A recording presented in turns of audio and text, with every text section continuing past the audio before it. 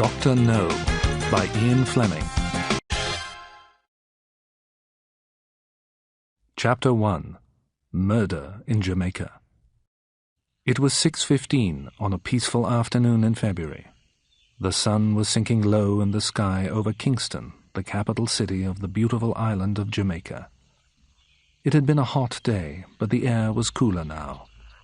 Insects and frogs had started to call and sing. A man had just left a large white building with wide grass lawns and tall trees in front of it. This was a club where he met his British friends. He went to the club every afternoon to have a cool drink. Now he was going to his house, where he also had an office. The man's name was Commander John Strangways, and he was Regional Control Officer for the Caribbean. Strangways worked in Jamaica for the British government, but he was really an agent of the British Secret Intelligence Service. He was a British spy who worked in Jamaica. Lots of people knew Strangways was a spy because he was not careful enough about his secret. Every evening at 6:30, Strangways had to contact London and transmit his report to the headquarters of the Secret Intelligence Service on a radio transmitter. The time in Jamaica was 5 hours behind the time in London. If it was 6:30 p.m. in Kingston, in London it was 11:30 p.m. When Strangways had sent his report, he waited to receive his orders from the Secret Intelligence Service. If Strangways couldn't make contact with the SIS in London at 6:30 p.m., he had to try again at 7 p.m. And if he couldn't send his message at this time, he would try again at 7:30 p.m. If London hadn't heard from him at that time, the SIS wouldn't try to contact him again. The headquarters would declare an emergency. They would immediately start an investigation. They would try to find out why Strangways had failed to make contact. Strangways never changed his routine. He did the same things at the same times every afternoon. Every evening at 6:15 he left the club where he met his friends, and he started his journey back to his office. And every evening he took the same route in his car. He drove along the same streets. Every evening at 6:25, John Strangways met his assistant, Mary Trueblood, at the office. By 6:25, Miss Trueblood had always prepared the radio transmitter so that it was ready for Strangways to send his report to London immediately. On this February evening, 3 large men had been waiting for Strangways on the street near the club. As soon as Strangways came onto the empty, silent street, they started to walk towards him. The 3 men were all wearing dark glasses and carrying white sticks. The men were walking together in a line, one behind the other. The first man was holding a little metal cup. The second and third men were each touching the shoulder of the man in front of them. Strangways began to walk towards his car. He looked at the men and thought that they must be blind beggars. There were some beggars in Kingston, but perhaps Strangways should have been surprised to see 3 blind beggars together. And he should certainly have been surprised that all 3 men were Afro-Chinese. This was an unusual mixture of races in Jamaica. Meeting 3 blind Afro-Chinese men begging together should have seemed very strange to Strangways, but he was thinking about his evening transmission. Strangways carelessly put a coin in the tin cup as he passed the 3 beggars, and he walked on. So he didn't see the men turn around and pull guns from their pockets, and he didn't really feel the bullets which hit him a moment later. He was dead before his body hit the ground. A few seconds later, a big black car appeared in the street. It was a hearse, the kind of car that is used for funerals. It was driven by a 4th Afro-Chinese man. The 3 killers suddenly took off their dark glasses and quickly opened the doors at the back of the hearse. They threw their glasses and their white sticks into the car. Then they picked up the body of the British agent and pushed it into a wooden coffin which was in the back of the hearse. A few moments later, they had got into the car and it had driven away. At 6:25, Mary Trueblood heard the door of the office opening behind her. "The transmitter is ready for you, sir," she said, turning around to welcome her boss. But it wasn't Strangways who was standing in the doorway. It was a large Afro-Chinese man, and he was pointing a gun at her heart. Mary Trueblood opened her mouth, but the man shot her before she could scream. A few minutes later, she was with her boss. Both of their bodies were in the coffin in the back of the hearse, and the office of the regional controller was on fire. Another hour later, and the killers had put some heavy pieces of metal into the coffin with the bodies. Then they had dropped the coffin into the deep water of a lake which was many miles from Kingston.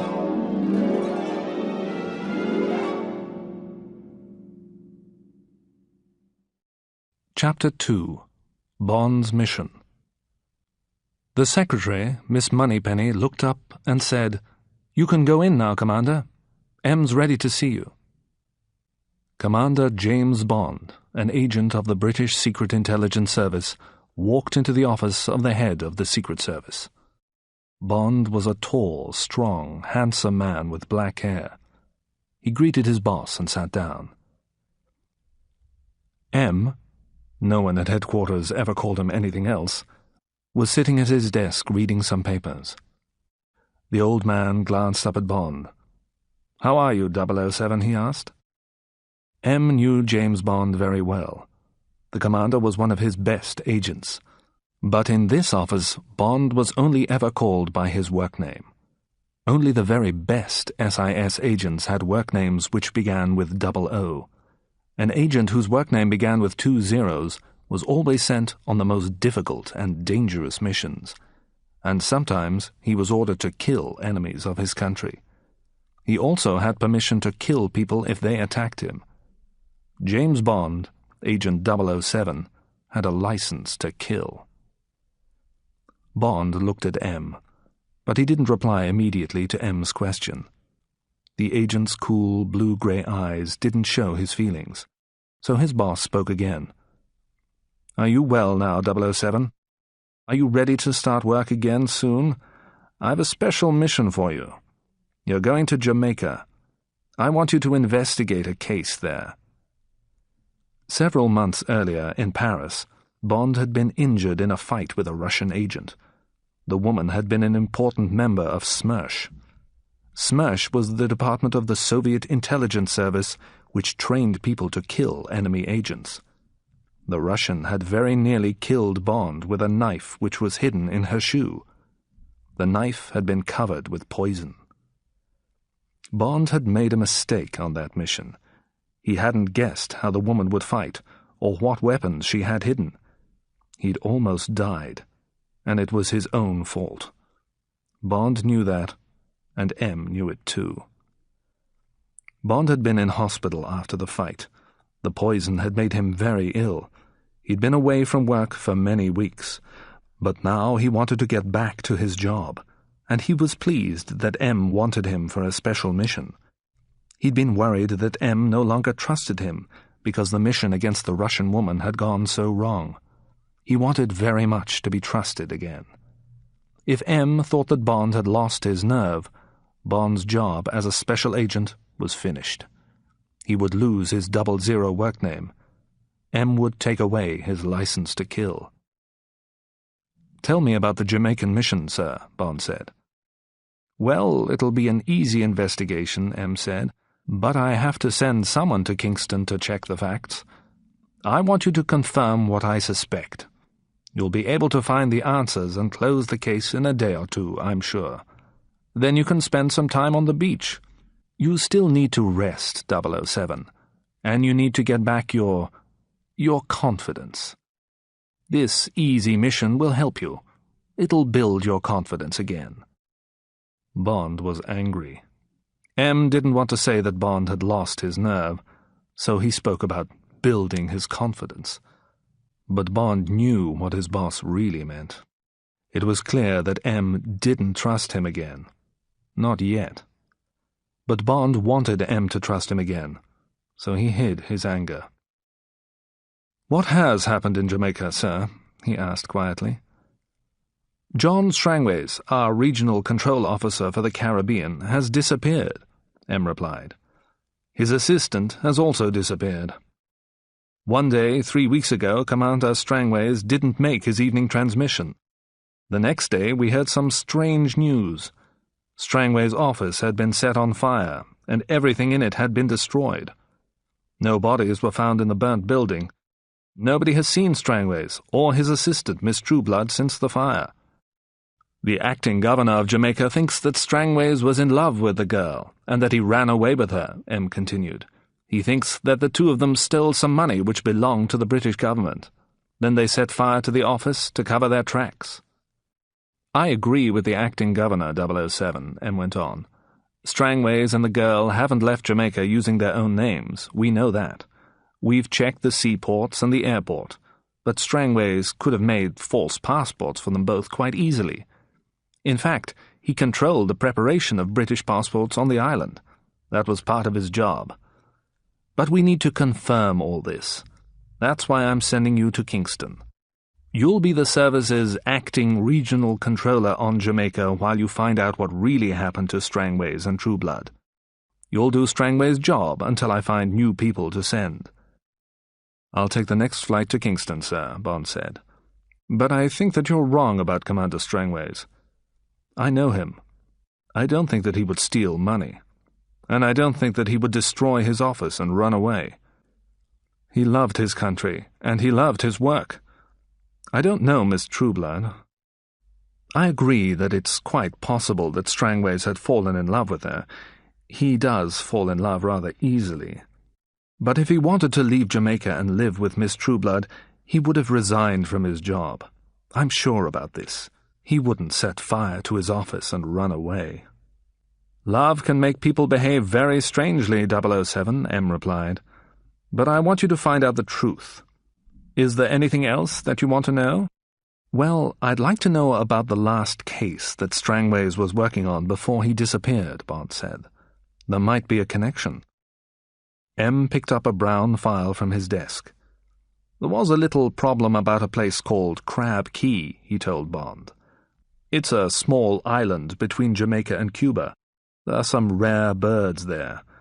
6 weeks ago there was a complaint that some of these birds had been killed. I thought that the complaint was nonsense, but I asked Strangways to investigate. All the details are in here." He gave Bond the file. "Take it away and read it."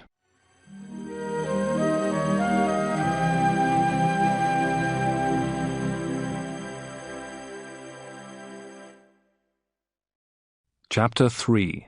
The Island of the Birds. The story in the file which M had given Bond was a strange one. For many years the island called Crab Key had belonged to Britain, and Jamaica had looked after it. In the 19th century, Crab Key had been rich because of guano. The guano came from a kind of bird called the green cormorant. Huge numbers of these birds visited the island and left their droppings. The guano, the bird's droppings, was full of chemicals called nitrates, which were used as fertilizers. Farmers in Europe spread guano on the ground to make their crops grow. Guano became one of the most valuable products in the world. There were only a few areas in the world where guano could be collected. Sometimes the price of guano was very high. At those times the workers on Crab Key were busy. But when the price of the guano was low, work stopped on the island. This was because the guano on the island was not of very high quality. The highest quality guano could be bought from Peru. The guano from Crab Key couldn't be sold for as much money as Peruvian guano. Collecting the guano and transporting it to Europe cost too much money when the price was low. From 1900 to 1930, guano prices had been low, so all the people left Crab Key. But at the end of that time, the island became famous for another reason. Scientists discovered that a rare kind of bird, the roseate spoonbill, was living there. Almost all the roseate spoonbills in other parts of the world had died, but a lot of them were still living on Crab Key. Many people had been excited by this discovery, and the members of the Audubon Society were the most excited. The Audubon Society bought a lease from the British government officials on Jamaica for the small part of Crab Key where the birds lived. This part became a sanctuary for the spoonbills. The society sent 2 wardens to live on the island. These men studied the roseate spoonbills, and they made sure that no one harmed the rare birds in their sanctuary. Then suddenly, in the 1940s, the price of guano increased. At that time, a man contacted the governor of Jamaica. He wanted to buy Crab Key. This man was called Dr. Julius No. Bond learned from the file that one of Dr. No's parents was German and the other was Chinese. Dr. No offered a lot of money for the island. He also said that the Audubon Society could keep their lease on the small area where the spoonbills lived. The governor of Jamaica talked to the government officials in London, and they decided to accept Dr. No's offer. Since 1942, the island of Crab Key had been owned by Dr. No. Dr. No had moved many workers to the island, and for some years the price of guano was high. But at the beginning of the 1950s, the price fell again. Dr. No had kept his workers on the island, but nobody could understand why. He couldn't be making any money from the guano now. Then Bond read about what had happened in December of the previous year. One of the wardens from the Spoonbill Sanctuary on Crab Key had arrived on the north coast of Jamaica in a canoe. The man had been badly injured in a fire. Most of his body had been terribly burned, and he died a few days later. But before he died, the warden told a very strange story. He said that one evening a huge dragon had attacked his camp in the sanctuary. The dragon had breathed fire. It had burnt the camp with flames which came from its mouth. The dragon had burned him and killed the other warden. After that, it had gone into the sanctuary, and it had started to attack the spoonbills. Most of the birds had been killed, and many had flown away in fear. The story about a fire-breathing dragon was hard to believe, of course. The police in Jamaica thought that the warden's injuries had made him mad. But the Audubon Society sent 2 more people from the United States to investigate what had really happened. Unfortunately, their plane crashed as it tried to land on Crab Key, and both men were killed. Later, Dr. No told the society that the plane had been flying too fast as it tried to land. Soon after the plane accident, an American ship was sailing near Crab Key. The captain of the ship had contacted the Audubon Society. He reported that he hadn't seen any roseate spoonbills living on the island. The Audubon Society had complained about this to the American government.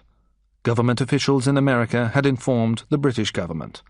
Officials in London had passed the facts on to the Secret Intelligence Service. They asked SIS to investigate the island discreetly. They didn't want to make any problems for the officials in Jamaica. But there was a difficulty. The island no longer belonged to Britain. Dr. No owned it.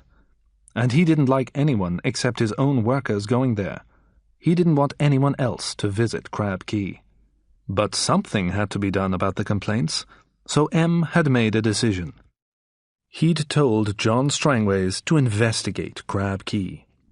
It was the case that Strangways had been working on when he and his assistant had disappeared.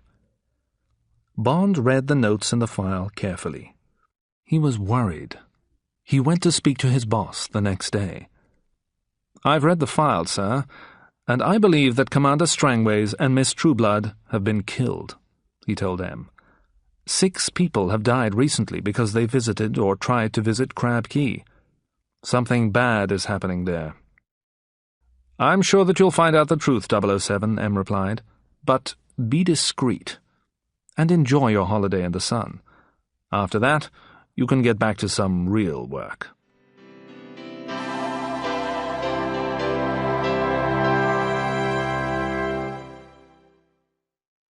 Chapter 4. The Girl at the Airport. James Bond looked out of the window of the plane. The sound of its 4 large engines had changed a little. It was beginning to descend. The plane had already flown over Cuba, and it was now preparing to land. The bright afternoon sun was shining down on the sparkling blue water of the Caribbean Sea. Ahead, Bond could see the beautiful green island of Jamaica. As the big plane turned towards Kingston Airport, Bond thought about the man who was waiting there to meet him.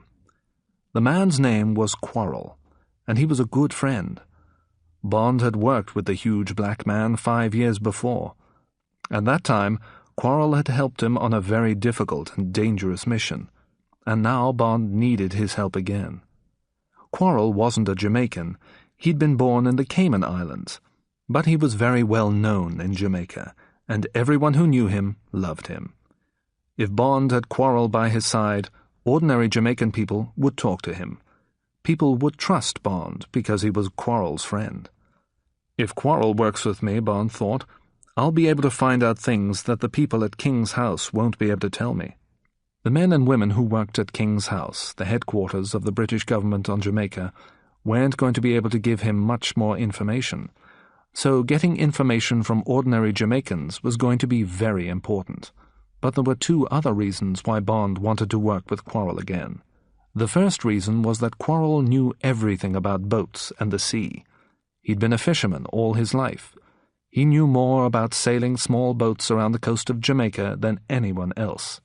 If Bond had to go secretly to Crab Key, Quarrel could get him there safely by boat. And the second reason was that Quarrel was very fit and strong. He kept himself very fit, and he knew how to make other people fit too. He would help Bond to get strong again. Bond had lost a lot of strength since his illness. Now Quarrel would be Bond's personal trainer. Bond wasn't going to investigate the mystery of Crab Key until he felt strong again. The plane's wheels touched the ground, and Bond got up from his seat. In a few minutes he would be in the airport building. Bond hoped that he could collect his 2 cases quickly. His office in London had arranged for the airport staff to unload Bond's cases from the plane first, and he knew that no one at the airport would look inside them. This was a good thing. The cases contained many things that Bond didn't want anyone to see, including his guns, a .32 Walther PPK and a .38 Smith & Wesson. Bond saw Quarrel as soon as he walked into the main building of the airport. The huge brown-skinned man looked exactly the same as when Bond had last seen him. There was a wide smile on the Cayman Islander's handsome face. "How are you, Captain?" Quarrel asked as he shook Bond's hand. Quarrel had always called Bond Captain. "It's good to see you again," Quarrel went on. Then he looked carefully at his friend's face. "Have you been ill?" he asked quietly. "Yes," replied Bond. "I had a problem with some Russians. A lady from Smersh poisoned me. She didn't like me very much. But I'm getting stronger every day, and you'll soon get me completely fit, I know that. After a week of your training, I'll be ready for anything." The two friends picked up Bond's cases and walked towards the main doors. But as they were about to leave the airport, something happened which worried Bond. A young Chinese woman with a large camera ran up to them. Before Bond could do anything to stop her, she'd taken a photo of him. The girl looked at a piece of paper which she took from her bag. It was a list of names. "You must be Mr. Bond," she said. Then she smiled. Bond was suspicious. He thought that the smile was false. "I work for the newspaper here in Kingston, the Daily Gleaner," the girl went on. "I'm a reporter. I try to talk to all the interesting people who visit our island, and I always take their photograph. The readers of our paper like to know about new visitors, and I'm sure that you're a very interesting person. Will you be staying in Kingston, Mr. Bond?" "Yes, but not for long," Bond replied. His voice was cool and unfriendly. "I'm on my way to somewhere else." "And which hotel will you stay at while you're in Kingston?" the girl asked. She smiled, her false smile again. "The Metal Bank Hotel. And now I'll say goodbye to you," Bond said. The two men left the airport building and started to walk towards the car park. "Quarrel, have you seen that girl taking pictures at the airport before?" Bond asked. "Well, no, Captain," his friend answered. "But the Daily Gleaner employs many reporters." As they walked, Bond was thinking carefully. This was a bad start. If his name and photo appeared in the paper, everyone would know that he had arrived on the island. Bond certainly didn't want everyone to know about his arrival. Mistakes that you make at the start of a mission are the hardest mistakes to correct, Bond said to himself. He sometimes thought of his work as a kind of very dangerous sport, and he knew that in this sport of spying, it was bad if the enemy won the first game. But was there an enemy here on Jamaica? Perhaps he would soon know the answer to that question. After a minute, the two men reached the car which Quarrel had brought to meet him. Then Bond knew that the reporter had been only the first of his problems. The car was a black Sunbeam Alpine, and it had British government registration plates. In a few seconds, Bond realized that this was the car which had been used by Strangways, the regional controller who had disappeared. "Quarrel," he said angrily, "why on earth did you bring this car to meet me? Shall I put a sign round my neck with the words British Spy written on it?" "The acting governor's assistant told me to bring this car," Quarrel replied. "His boss told him that you should use it while you're in Jamaica. It really belongs to your department. Did I do something wrong, Captain?" In a moment, Bond's anger had disappeared. He wasn't angry with Quarrel. This was the acting governor's fault. Now Bond was only angry with himself. He was angry with himself because he'd forgotten an important fact. This fact was that the acting governor was an idiot. "No, it wasn't you who did anything wrong," he told his friend. "It was me. I sent a message to the acting governor. I asked him to contact you in the Cayman Islands. I asked him to bring you to Jamaica and to pay you well for working with me. I asked him to book me a room at the Blue Hills Hotel. I asked him to give me a car for the time that I was in Jamaica, and I asked him to send you to meet me today. But I didn't guess that he would send you to meet me with Strangways' car," Bond went on. "Any enemy of Britain will recognize this Sunbeam. It's the resident British spy's car. I should have guessed that this might happen. I should have taken a taxi to the hotel and met you there. Now anyone who was watching for me at the airport will know who's helping me, and they'll know which car we're driving." It was now late afternoon, and the sun was going down fast. It would soon be dark. The two men got into the Sunbeam. Quarrel started the car's engine and drove away from the airport. After a few miles, Bond's fears were confirmed. He was now sure that an enemy had been watching at the airport. "There's a car following us, Quarrel," he said quietly. "It's a taxi, a big black one. I saw it leaving the airport, but there's nobody in it except the driver. Taxi drivers don't leave the airport if they don't get a passenger after waiting for only a few hours. They wait for the next plane to arrive. Slow down a little. Let's see if the taxi will pass us." Quarrel slowed down, and Bond turned around in his seat. The taxi slowed down too. Its headlamps shone on the road. The driver was trying to stay about 100 yards behind the Sunbeam. "Listen carefully," Bond said. "We need to get rid of this taxi. A mile ahead of us, this road divides at a junction. The road on the left goes to Kingston, and the road on the right goes to Morant. Isn't that right?" "Yes, Captain, that's right," Quarrel agreed. "The taxi driver thinks that we're going to Kingston," Bond said. "The girl with the camera must have given him that information, or perhaps someone else had already told him. Well, we are going to Kingston, but not yet. Quarrel, when I tell you, I want you to accelerate suddenly. Drive very fast to the junction so that the taxi driver can't see which road we take. When we reach the junction, turn off all the car's lights and take the road towards Morant. Stop after 500 yards. Okay, accelerate now." Quarrel did exactly what Bond asked, and a minute later the two friends were listening to the taxi disappearing fast down the road to Kingston. Half an hour later, Quarrel stopped the Sunbeam outside the Blue Hills Hotel. Neither man noticed the big black taxi which stopped on the dark street opposite the hotel. Later that evening, after he'd taken a cool shower and changed his clothes, Bond met Quarrel again. "Let's go and have a drink and a meal," Bond said to his friend. "Where shall we go?" "I'll take you to a restaurant that I know," Quarrel replied. "It isn't a place where British people go very often, but the owner is a good friend of mine. He's called Pussfella, and I've known him for a very long time. Pussfella comes from the Cayman Islands too. We used to go fishing together. Each of us owned half of the boat that we used. Then one day my friend had an accident. He was badly injured. After that, he didn't want to be a fisherman anymore. I bought his half of the boat, and he moved here to Jamaica. He's made much more money from his restaurant than I have from fishing." "What kind of accident did your friend have?" Bond asked. "A bad one, Captain," Quarrel replied seriously. "Pussfella was fishing near an island called Crab Key. It's about halfway between here and Cuba.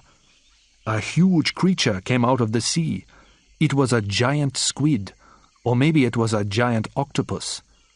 It pulled Pussfella from the boat. It tried to pull him under the water and drown him. He fought with the creature. He stabbed its tentacles with his knife until it let him go. That's why we call him Pussfella." Bond thought about this story and said nothing. "Pussfella's a fine man," Quarrel added, "and the food and the music at his restaurant are great."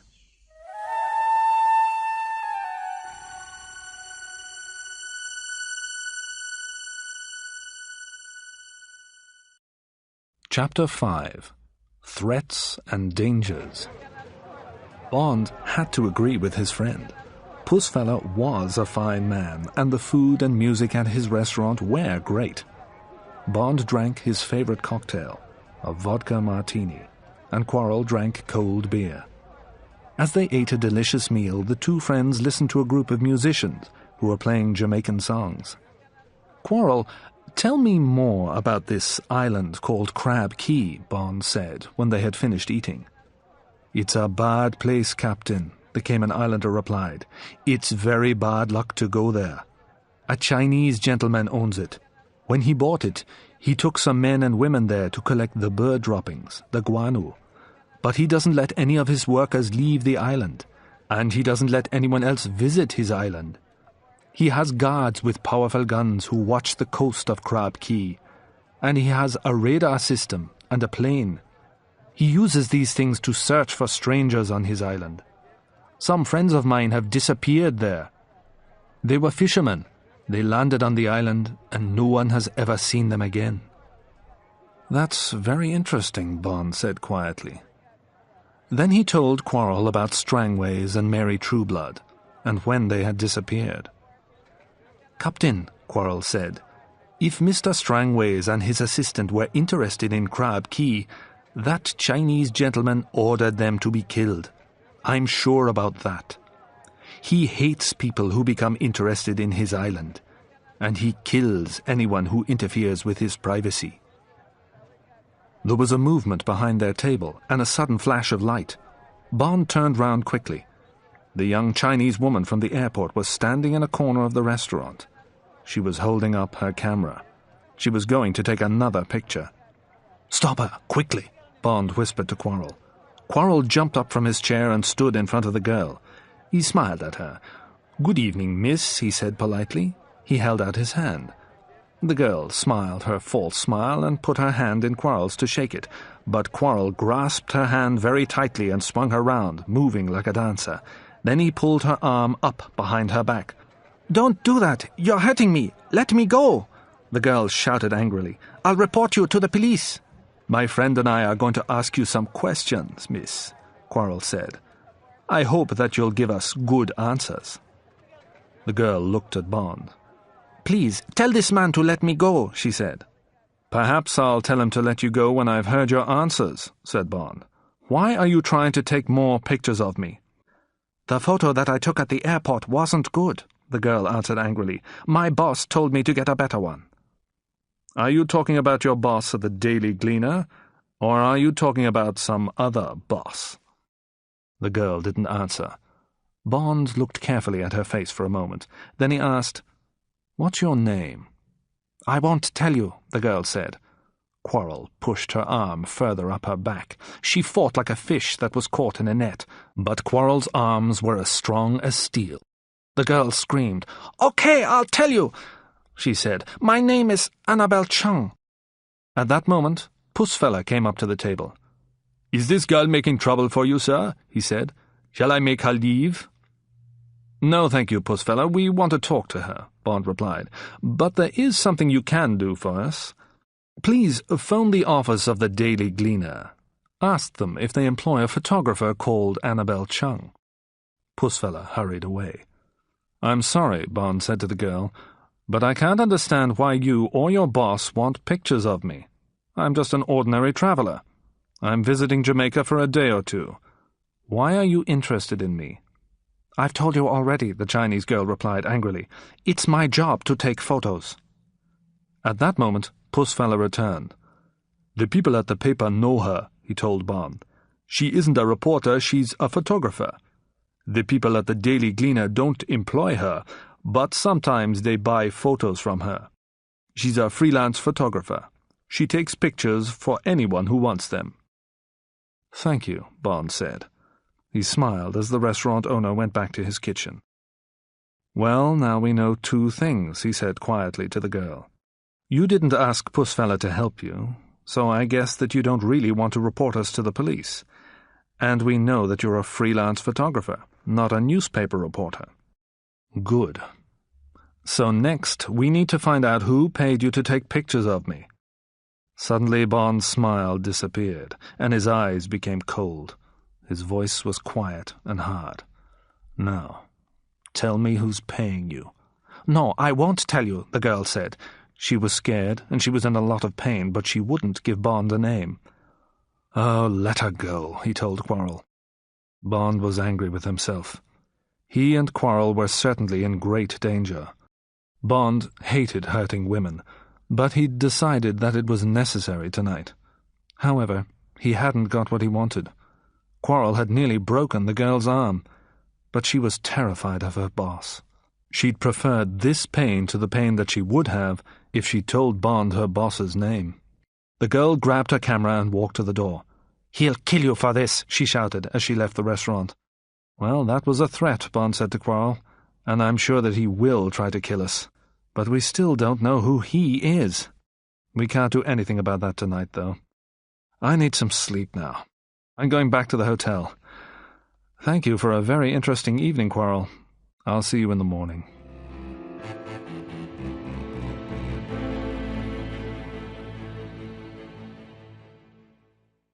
Chapter 6.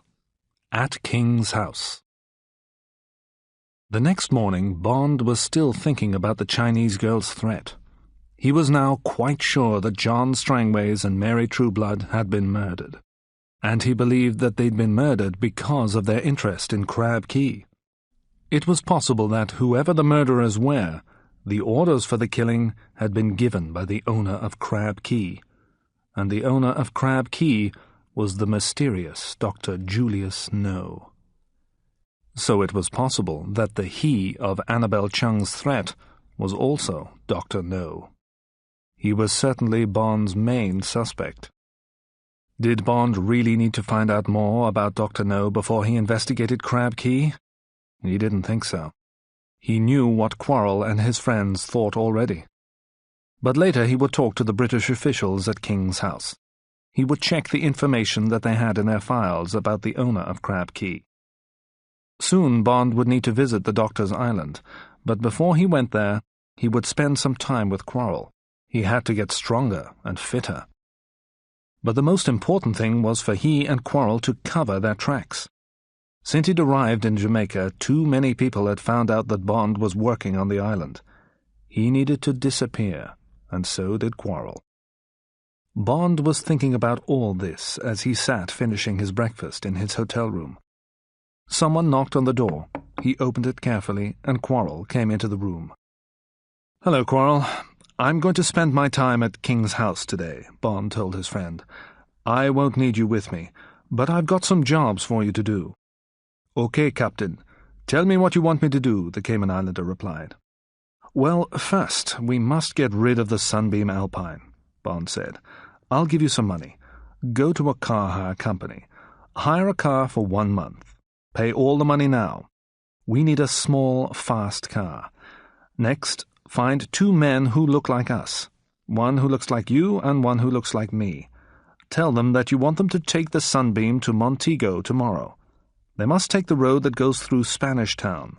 Tell them to leave the car in Montego. Give each man £10 to do this. Will you be able to find 2 men?" "Yes, Captain. That won't be difficult," Quarrel replied. "There's something else," Bond went on. "The men must look like us, and they must also be dressed like us. So buy them some new clothes, the kinds of clothes that we wear.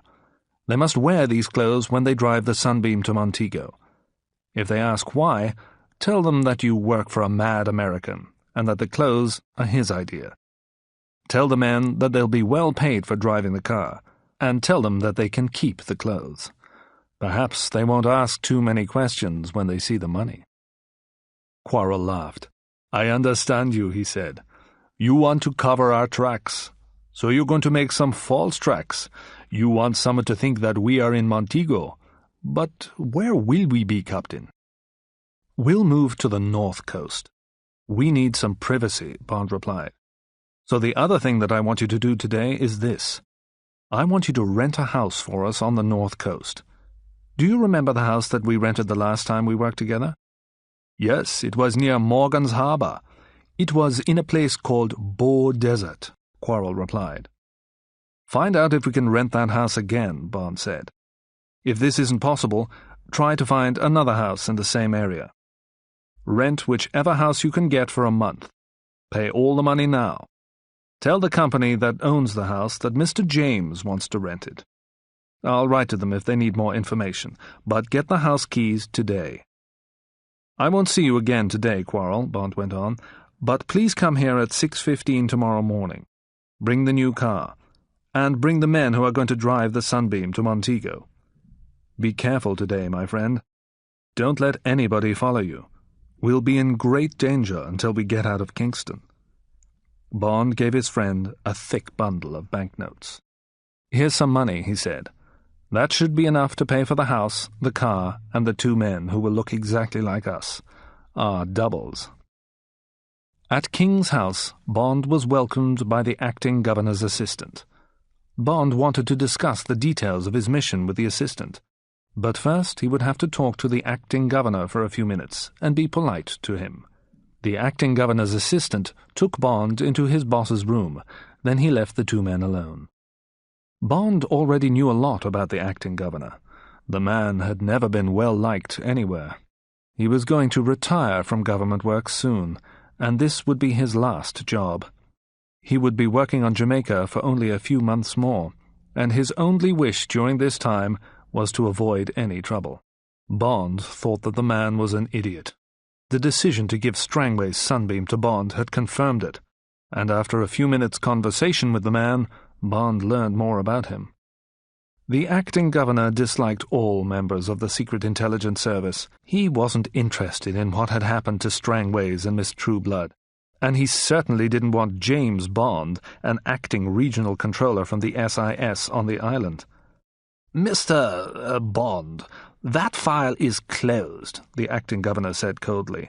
"You must not start another investigation. Strangways and the girl have run away together. They've taken government money with them. I don't want to hear any more about it, and I don't want you making trouble on this island. That's my decision. Is there anything else that you need to do here, now that you've come?" For a moment, Bond looked at the big, red-faced man without speaking. "Yes, sir," he replied at last. "I'll report your ideas about Miss Trueblood and Commander Strangways to London. But while I'm here, I have to investigate something that has been happening on Crab Key.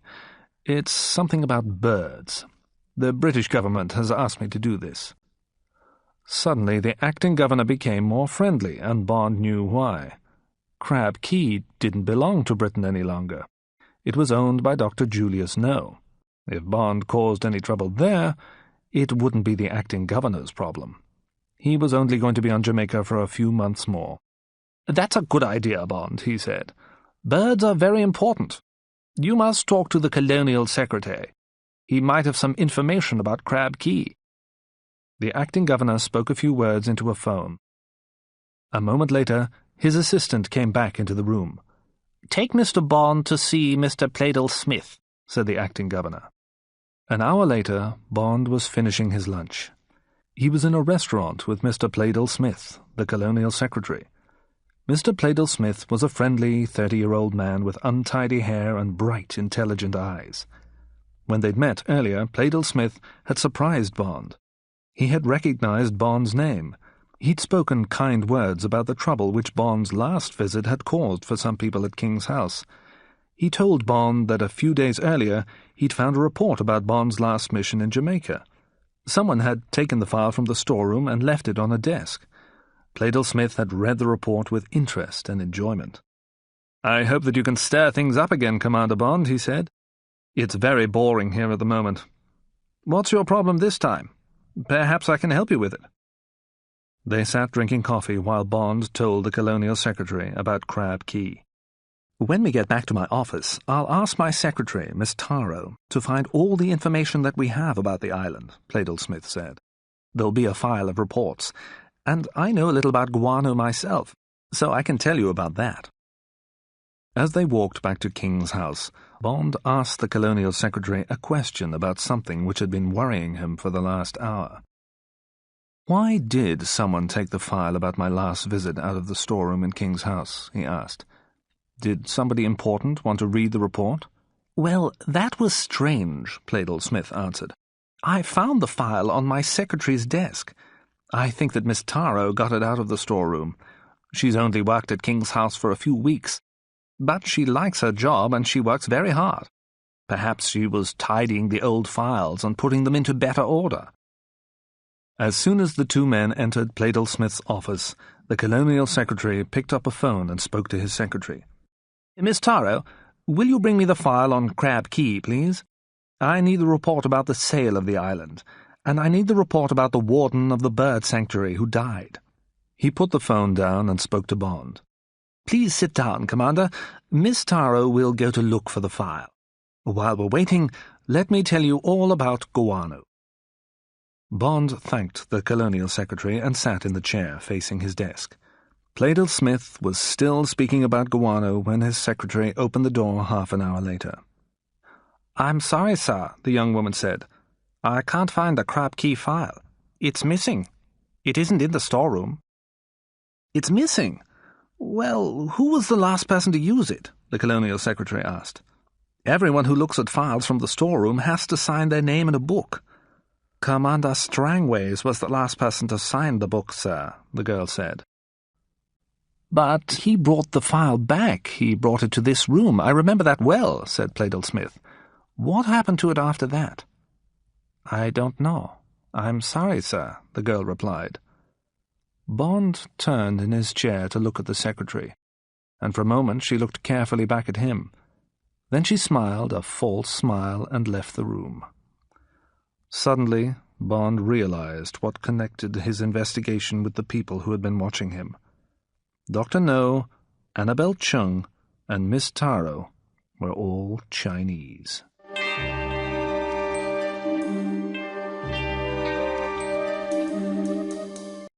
Chapter 7. The Gift. After he left Pleydell-Smith's office, Bond worked for an hour in the library at King's house. He found a good map of Crab Key, and he made notes about the geography of the island. He also made a drawing of the map. Crab Key was about 20 miles north from the northern shore of Jamaica. Dr. No's island wasn't very big. It was about 12 miles long from east to west, and about 4 miles wide from north to south. There was high ground at the western end of the island. At the furthest western point, there was a mountain. On one side of the mountain, a steep cliff went down to the sea. It was on this part of the island that the green cormorants lived.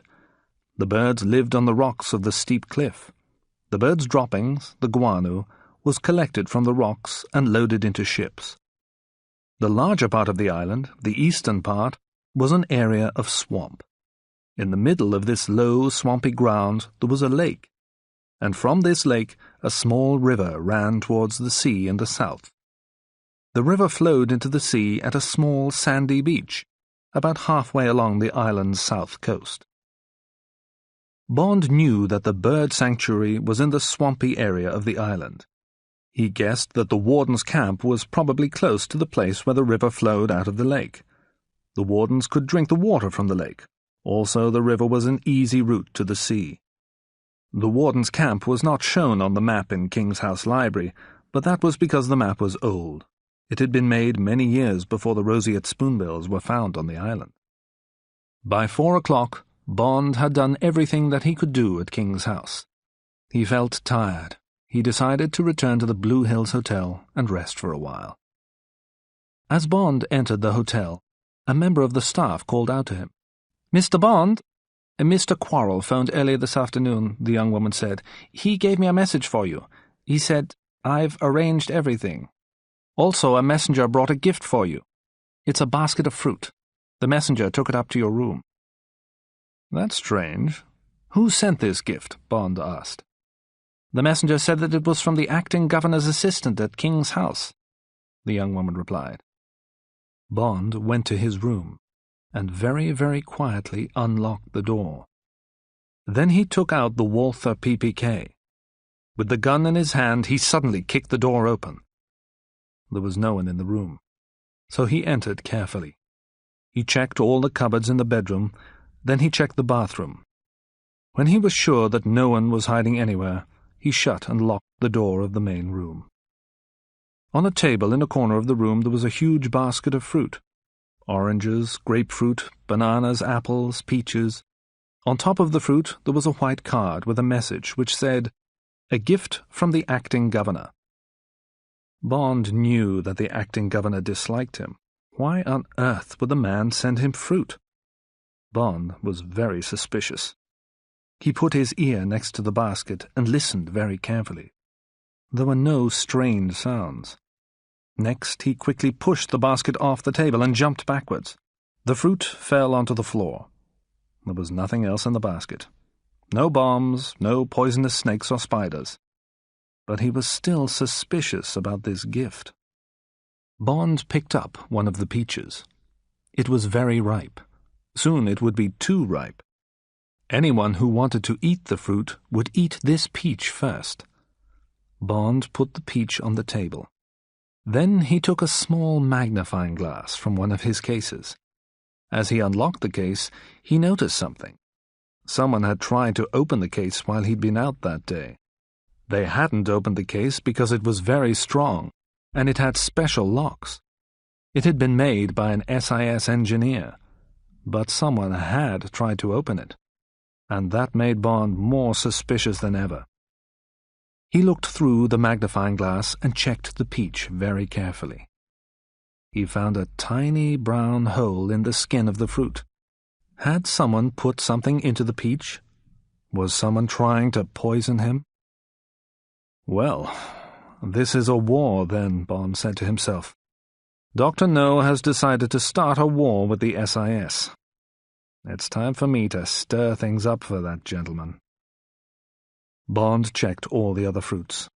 They all had tiny holes in them. Somebody wasn't sure if Bond liked peaches. Bond picked up the phone by his bed and he called King's House. He asked to speak to the colonial secretary. "You said that you wanted to help me," Bond said to Playdell Smith when he answered the call. "Well, there is something that you can do for me. I've received a gift. It's a basket of fruit. It's here in my hotel room. I want you to find a scientist who can make some tests on it. I want someone to find out if there's poison in the fruit. Please, can you send a messenger to collect it now? I won't be here tomorrow." Bond listened for a moment to the other man's reply. Then he spoke again. "I'll be at Bow Desert, near Morgan's Harbor, for the next week or two," he said. "Will you send the scientist's report to me there, please? Please, don't tell anybody else about the report, and please don't tell anybody where I've gone. You wanted me to stir things up again, and I'm going to do that soon. But the acting governor won't like it. So don't tell him what I'm doing, and please, don't tell your secretary, Miss Taro, about this. This is most important. I'll explain the reason when I see you again. Goodbye." When he finished his call, Bond started thinking. Should he contact London? Perhaps he should tell his boss that everything had changed and that he needed some help from London. There were some dangerous people doing some bad things on Jamaica. Bond could ask M to declare an emergency and to send more agents. He could tell M that Dr. No had tried to kill him with poisoned fruit. But was that a good idea? He didn't know yet if the fruit was poisoned, and he wasn't sure that Dr. No had sent it. M might think, "What's this nonsense about poisoned peaches? 007 has completely lost his nerve, and now he's become crazy. He must come home." After a few minutes, Bond decided not to contact London, but he was taking a risk. If something did go wrong now and he hadn't sent a warning to M, Bond would be in trouble. He might lose his job, or he might die. Well, he told himself, I must make sure that nothing goes wrong. After the messenger from King's house had taken away the fruit, Bond had a meal and a few drinks. Then he locked all the windows of his room. Finally, he packed his bags and he went to bed early. He had to be ready to leave the hotel soon after 6 o'clock the next morning. The night was hot, so he covered himself with only a sheet. In the middle of the night, James Bond woke up suddenly. What had woken him? He listened carefully. There was no sound. The room was very dark, so he could see nothing but the numbers on his luminous watch. The time was 3 a.m. Then Bond felt a movement on his right foot. Something was starting to move slowly up his leg. Was it a snake? Was it an insect? If it was some kind of insect, it was a big one. Bond thought it must be about 6 inches long. And he could feel its feet lightly touching his skin as it moved. How many feet did this creature have? 100? Suddenly Bond knew what was crawling over his body. It was a centipede. As he realized this, the hair on his head stood up straight and he went cold with fear. He knew that some centipedes in the Caribbean were very, very dangerous. If this creature bit him and its poison went into his body, Bond would probably die. Now the centipede had reached his knee. Bond knew that there was only one thing that he could do. He had to remain completely still. If he moved, the creature would bite him. But it was difficult to remain still while the centipede moved up his body. The next 5 minutes passed very slowly for Bond. They seemed more like 5 hours.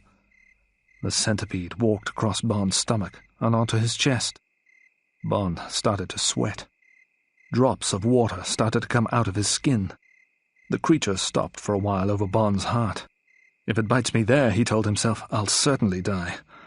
But the centipede moved on slowly, and it reached Bond's shoulder. Bond tried to hold his body absolutely still, but the muscles of his stomach, arms, and legs started to tremble.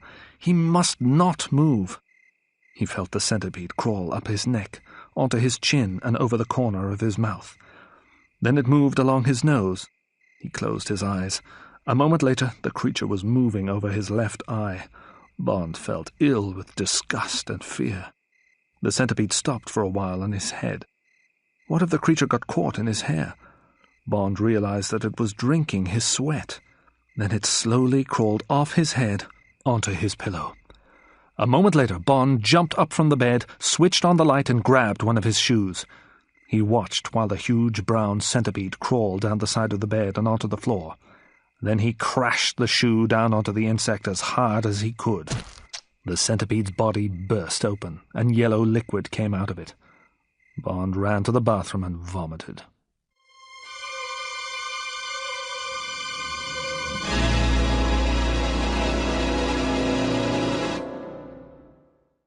Chapter 8. The Journey to Crab Key.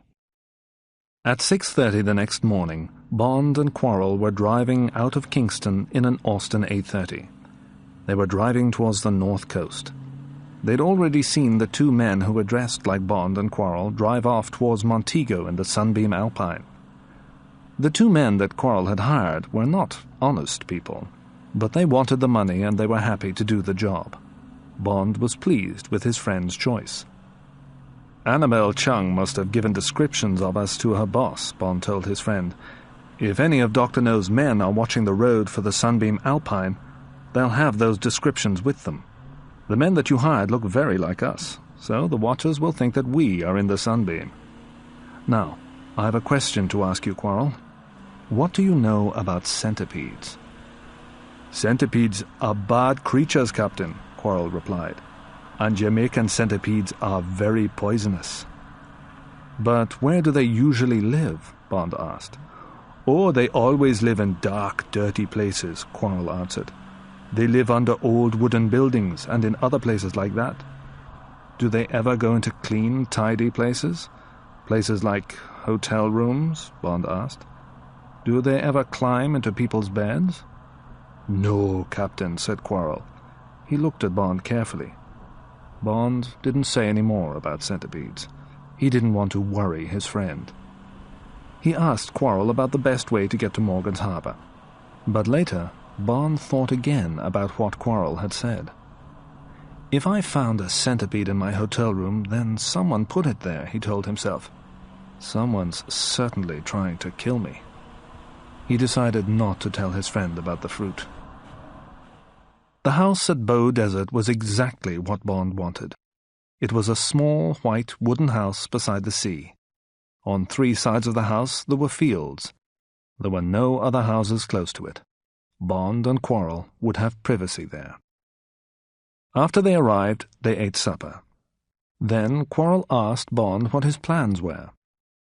"Well, first I need to get completely fit," Bond replied. "For the first week, that's all that I'm going to think about. You'll be my personal trainer. We'll work on my fitness every day. Please think of a training routine for me. Then when I'm really strong again, we need to visit Crab Key. But I don't want Dr. No to find out about our visit.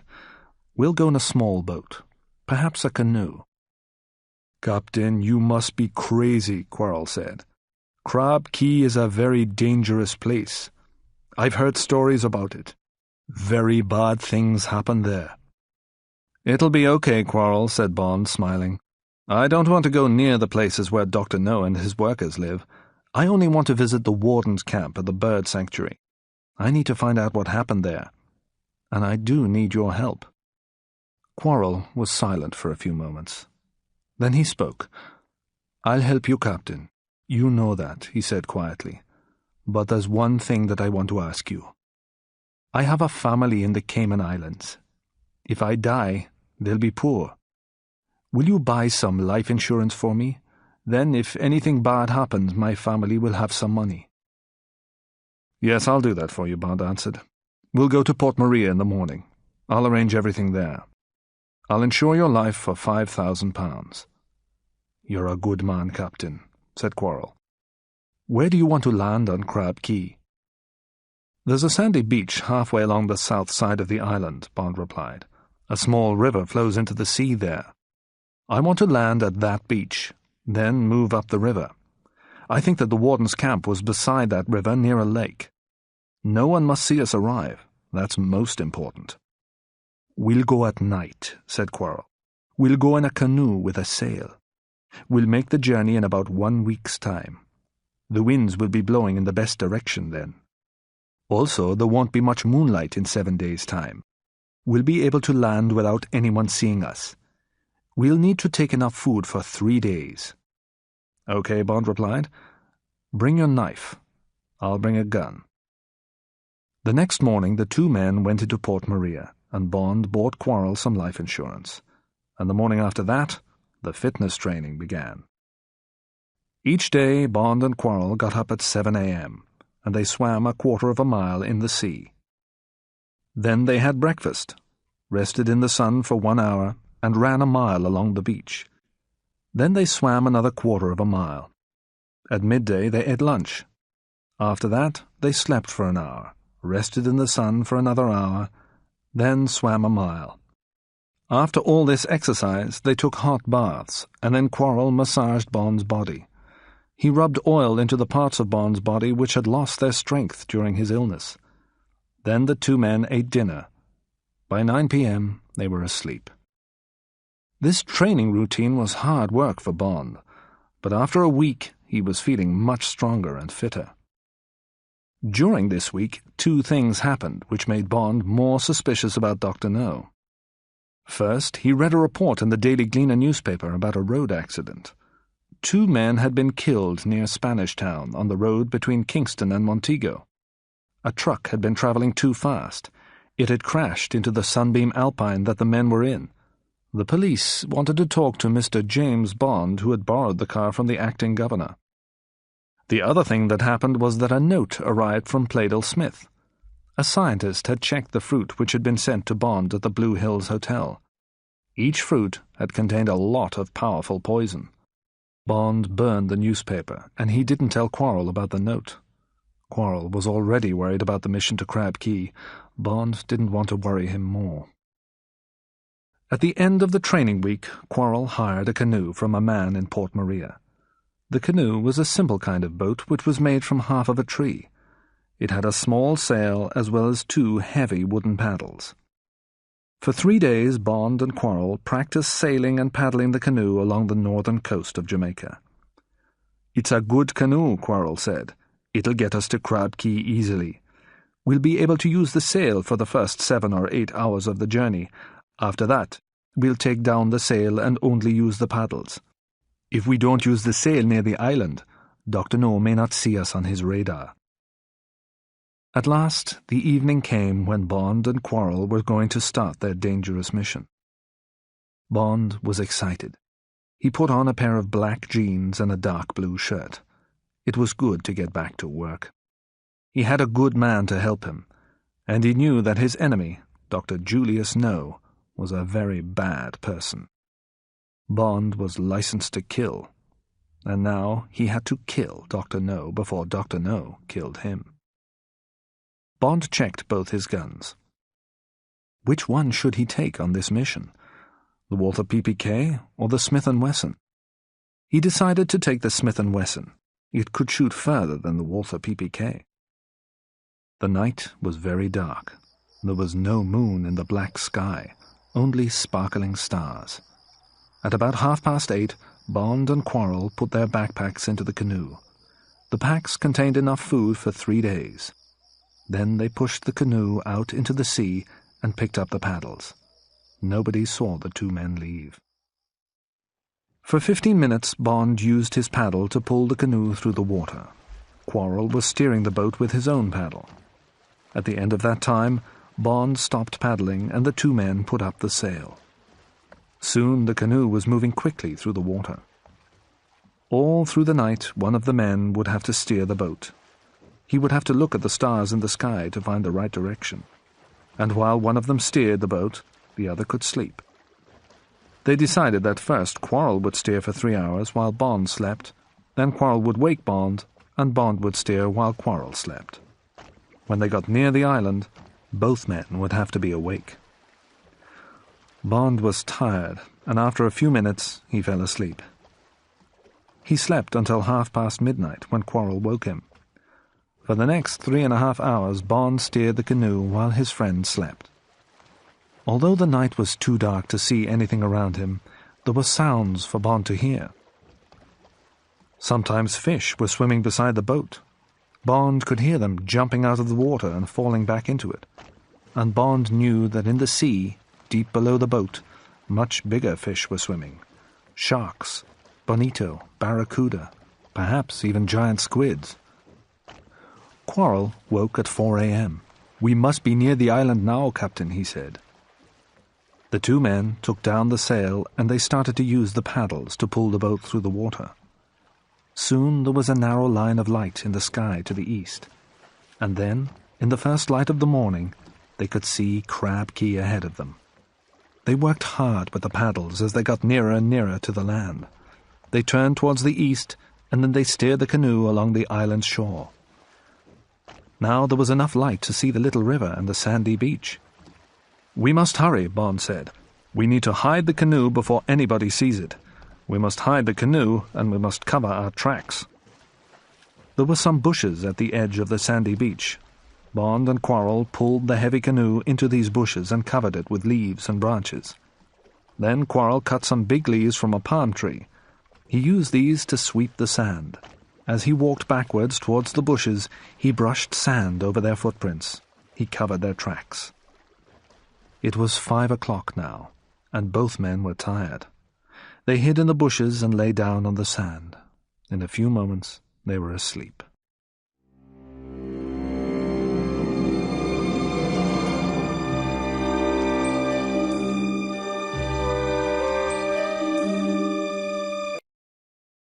Chapter 9. The Girl on the Beach. Bond woke suddenly. He looked at his watch.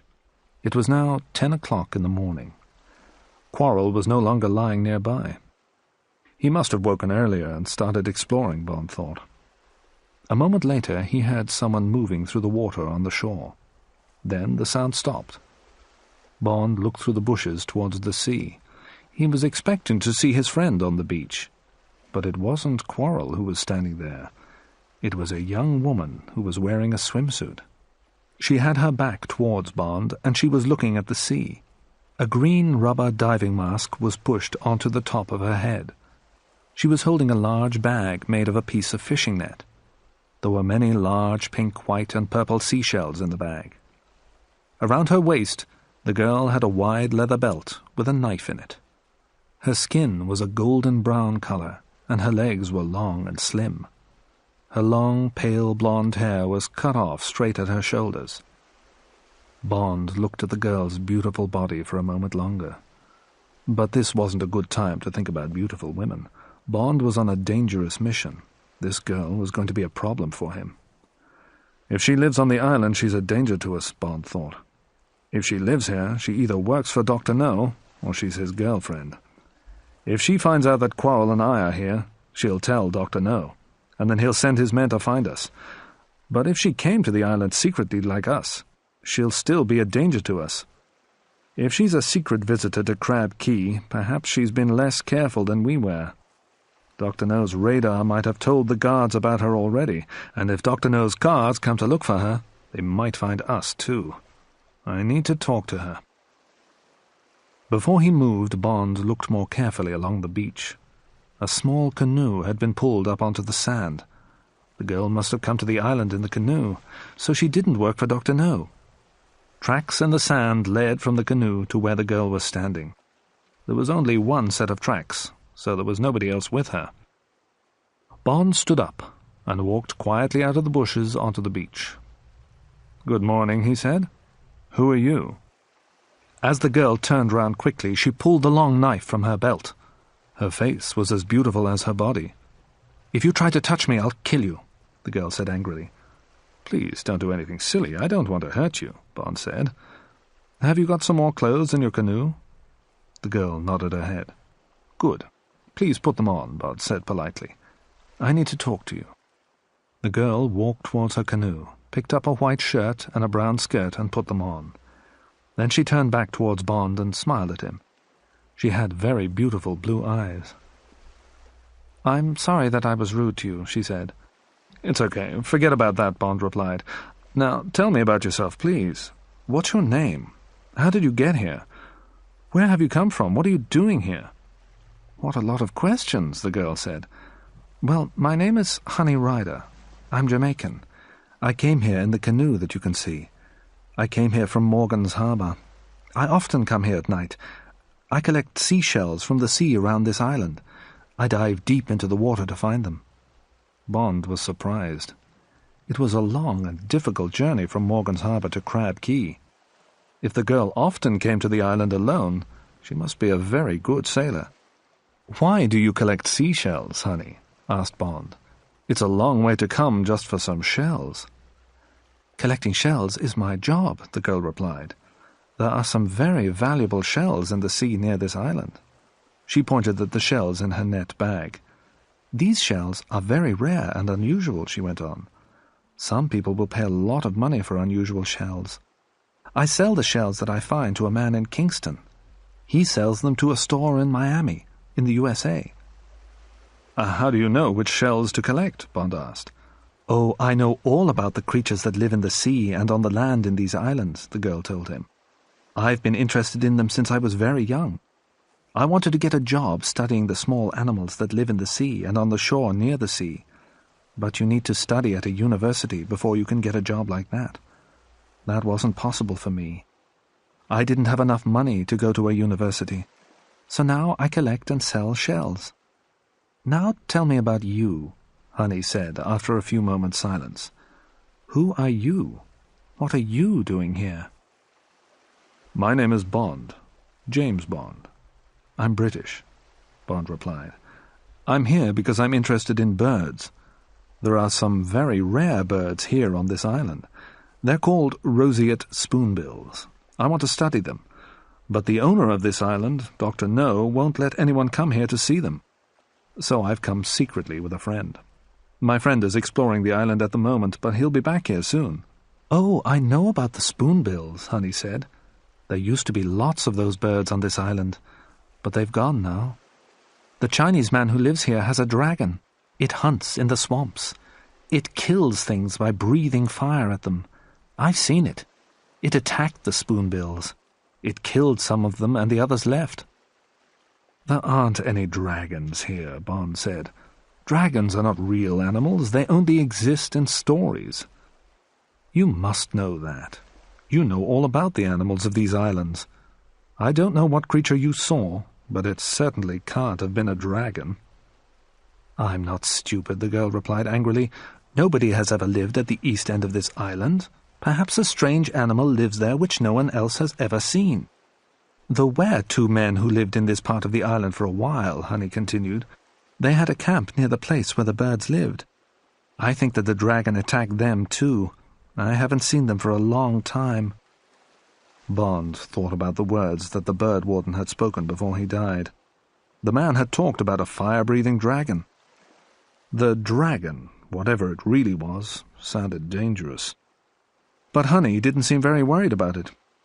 Perhaps she should be more worried. Listen to me, Honey, said Bond. Dr. No will be very angry if he finds out about your visits. It's very dangerous here. You should stop coming here. Oh, don't worry about me, Mr. Bond, said the girl. Please, call me James, said Bond quietly. Well, James, please don't worry about me, the girl said. I often come to this island. I need to earn money, and this is the only place where I can find the most valuable shells. Sometimes I've seen Dr. No's men searching the island, but they've never found me. I've always hidden from them quite easily. There was never any danger for me. Perhaps there wasn't any danger until now, Bond replied. There wasn't any danger because Dr. No's men weren't watching for secret visitors. But the doctor found out about my arrival in Jamaica. He knows that I'm interested in Crab Key, so now he's expecting a visit from me. His men will be watching this coast very carefully. He's already tried to kill me twice. He tried to kill you just because you're interested in those birds, said Honey. Yes, Bond replied, and he'll certainly try to kill me again if he finds me here. But he'll kill you too if he finds you here. Did you use your sail for the whole of your journey from Jamaica? Were you using your sail when your canoe approached the shore here? Oh, yes. I used the sail until I landed, the girl said. I always do that. Then Dr. No's radar must have shown him your arrival this morning, Bond said. I'm sure of that. We must get away from this beach soon. At that moment, Quarrel came out from the bushes. Hello, Quarrel, Bond called to him. Where have you been? I've been exploring, Captain, the Cayman Islander replied. I went as far as the headland at the west end of the beach. And who is this young lady? He asked. This is Honey Ryder, Bond said. She collects shells from the sea around the island. Honey, this is my friend Quarrel. Then Bond looked carefully at his friend. There's something worrying you, Quarrel. What's wrong? When I was at the headland, I saw a boat coming along from the west, Quarrel replied. It's coming along the coast quite fast, and it's coming towards this beach. Dr. No's guards must know that we're here, Captain. Okay, we must hide quickly, Bond said. Honey, you must stay with us for now. And we must hide your boat. We'll all hide until Dr. No's men have gone. Perhaps they'll decide that nobody's here. Perhaps they'll think that their radar isn't working properly. Bond and Quarrel pulled the girl's canoe into the bushes. They covered it with some branches. It wasn't as well hidden as their own boat, but there was no time to do more. Quarrel used palm leaves to sweep sand over Honey's footprints. Then they all walked into the thick bushes. Bond and the girl went first. Quarrel came last, walking backwards, sweeping away their tracks as they walked. As they all hid among the bushes, they heard the sound of a boat's engine.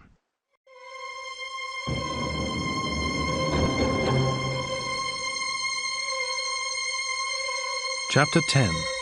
The hunt. Dr. No's boat arrived opposite the empty sandy beach. It was a large grey boat with a powerful engine. Bond, Quarrel and Honey watched it from their hiding place in the thick bushes. As they watched, they heard the boat's engine stop. The boat stayed about 50 yards from the shore. For a few minutes, everything was completely quiet.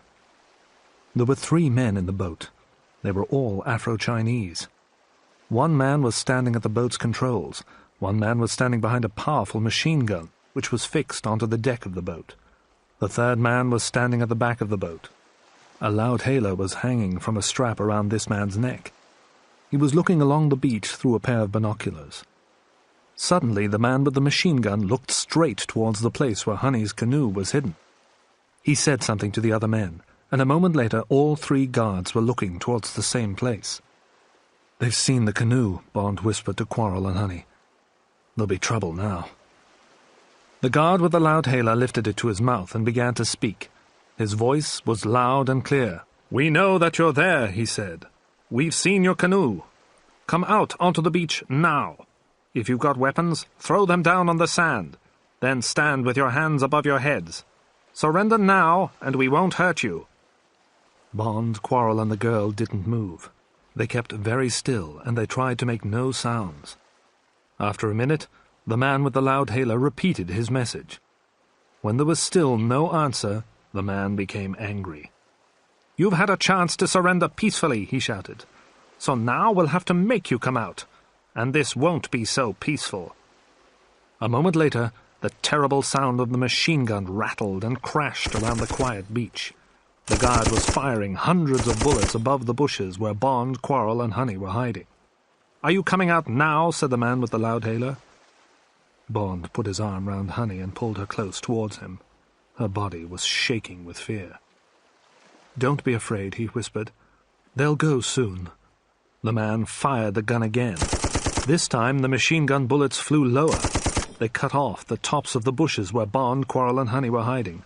Some bullets passed only a few inches above their heads. The noise was terrible. "We'll be back here soon," said the voice from the loudhailer. "If you're still alive, we'll find you. You won't get far. We'll bring dogs to hunt you." As soon as the guard had finished speaking, the boat's powerful engine started. Then the boat turned and it moved away. It went back in the direction from which it had come. When they could no longer see the boat, Bond spoke. "Quarrel, we must go to the river immediately," he said. "Then we must move along it towards the lake as fast as we can. There'll be lots of places in the swamp where we can hide if those men start looking for us. We're fugitives now, but they'll never find us in there. We'll leave our canoe hidden here," he went on. "Then we can use it to escape from the island when we return to the beach. I hope that we'll be back here tomorrow night." Then he turned to the girl. "Honey, those men shot at your canoe. It has lots of holes in it. It's useless now," he said. "You'll have to come with us." "Why can't we leave the island tonight?" the girl asked. "I still have to find out what happened to the roseate spoonbills," Bond replied. An hour later, Bond, Quarrel and the girl were walking in the river. The brown, muddy water smelled bad, and it was deep. It came up as high as their waists. They had to walk in the water because there were mangrove trees growing on the banks of the river. The trees grew so close together that there was no ground to walk on. For about a mile, the river was narrow, and the branches of trees on the 2 banks met above the fugitives' heads. The trees made a kind of tunnel which protected the 3 people from the sun. The midday sun was very hot, so this was a good thing, but they could walk only slowly on the soft, muddy bottom of the river. Soon the 2 men and the girl were tired and very dirty. "We must keep going forwards," Bond said to the others. "Those men will come back soon. They'll be hunting for us. We need to get as far from the coast as possible." At last the tunnel of trees ended, and the river became much wider. Bamboo plants grew here. To the west, Bond, Quarrel and Honey could now see the mountain at the end of the island. The mountain was covered with white guano, and it was shining in the sun. There was a narrow track of metal built on the side of the mountain. Small carts on wheels ran on this track. The carts took the guano from the top of the mountain to Dr. No's factory. Around the bottom of the mountain there were some large grey huts. These were where the guano workers lived and worked. As the three fugitives watched, a big truck came out of one of the huts. It started to move quickly towards the mangroves and the river. "They're coming to look for us, Captain," Quarrel said. "That road doesn't come straight to the lake," said Honey. "It leads past the camp where those men who watched the spoonbills lived. I know because I've been there once." "I think that when Dr. No's men get to the lake, they'll leave their truck and come down the river towards us," Bond said. "They'll come in small boats. But there'll be guards at the beach now, so we can't go back to our canoe. We're in trouble, and there's not much that we can do." "There is something that you can do," Honey said. "You can cut some pieces of bamboo. A bamboo plant has a strong round stem like a tube. It has a hole down the center of it. Then you can lie on the bottom of the river with your head under the water. If you put one end of the bamboo tube in your mouth and keep the other end just above the surface of the water, you can breathe air through the tube. It's easy. I've done it myself. If you hide where the mangroves grow down into the river, no one can see the tops of the bamboo tubes." "That's a good idea, Honey," Bond said. "Quarrel, please, will you cut some pieces of bamboo? While you do that, we'll find a good hiding place in the mangroves."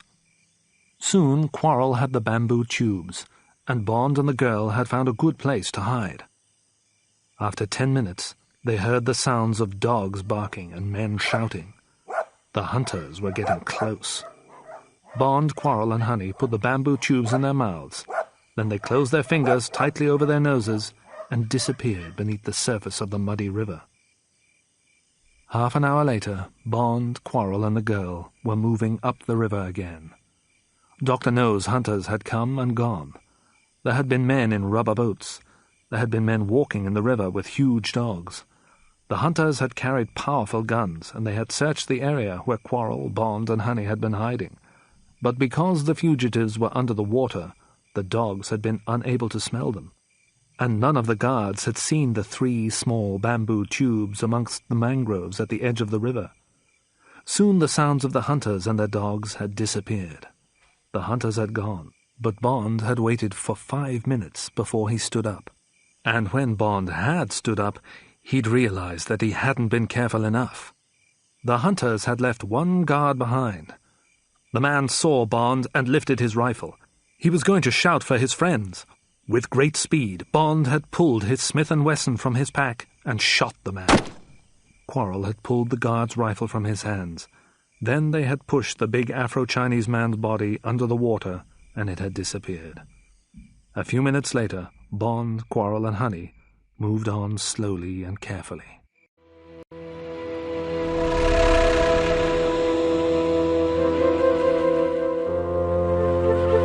Chapter 11. The Dragon. The sun wasn't quite so hot now. As the air became cooler, insects and frogs started to call and sing. "It must be after 4 o'clock, said Bond. He was guessing the time. His watch was no longer working. "We'll reach the lake in about an hour from now. We'll make a camp there. We'll be safer when darkness comes." "James, why is everyone trying to kill you?" Honey asked him. "You haven't told me the truth about yourself, have you? You aren't here because of the spoonbills. Nobody takes a gun to study birds. And Dr. No's men are hunting you. Why? What are you doing here? Are you some kind of policeman?" "I'm sorry, Honey," Bond replied. "I'm sorry that I've led you into danger. I'll tell you all about it this evening. But yes, I am a kind of policeman. I work for the British government. I've come here to find out why 2 men from a bird sanctuary have died." "We should be safe if we camp on the east side of the lake this evening," Bond went on. "It's quite a large lake, and we'll see the hunters moving round the edges of it if they come. We'll have time to get away." "We can escape from the hunters," Honey said, "but perhaps Dr. No's dragon will come for us. The dragon can go through the water. I've seen it swim." Bond laughed. "Oh, the dragon? Well, perhaps the dragon will have an injured tail," he said. "Perhaps it'll have to stay at home tonight." "You won't laugh when you see it, James," Honey said. A few hours later, Bond, Quarrel, and Honey made a camp amongst some trees near the lake. Bond cleaned and dried the Smith & Wesson with his shirt. Quarrel dried the rifle. The girl tried to dry the food which had been in the men's backpacks. The food had got very wet when the fugitives were hiding in the river, but they couldn't make a fire because it would be seen by Dr. No's hunters. While the food was drying, Bond explored the edge of the lake near the camp. He saw some tracks in the mud which surprised him. They looked like the marks made by very large wheels. But Bond didn't understand what could have made the tracks. They were bigger than any wheel tracks he'd ever seen. After he'd returned to the camp, Bond, Quarrel, and Honey ate the cold food. Then Bond and the girl got ready to sleep. Quarrel was going to watch the lake. Bond and Honey sat together in the dark. Bond could feel the warmth of the girl's beautiful body beside him. "Tell me about your family, Honey," Bond said. "My family was poor," the girl replied. "We didn't have much money. My mother and father worked for a British man. He wasn't a kind man. Both my parents died when I was 5 years old. Then an old Jamaican woman looked after me." For a moment, the girl's voice became angry. "When I was 15, the British man wanted me to be his girlfriend. I didn't want that, but he wouldn't listen to me. He attacked me one night and he hurt me." Then suddenly her voice became quieter and softer. "That man is dead now," she said to Bond. "He can't hurt me again." "He's dead," Bond replied. "How did that happen?" "I killed him," the girl said. "I know all about the animals that live in these islands. I know where they hide and what they can do. One hot evening, I caught a spider. A black widow. It's a very poisonous kind of spider. The man always slept with his window open when it was warm. So that night I went to his house. I dropped the spider through the window into his bedroom. In the morning the man was very ill," the girl went on. "He must have been bitten by the spider. A week later, he was dead." Before he fell asleep, Bond thought about the centipede that someone had put into his hotel room. It was good to know about poisonous creatures if you wanted to kill someone in this part of the world. It was about midnight when the dragon came. Quarrel heard it first. It was smashing and breaking the trees on the other side of the lake. As it moved forward, the thing made a terrible roaring noise.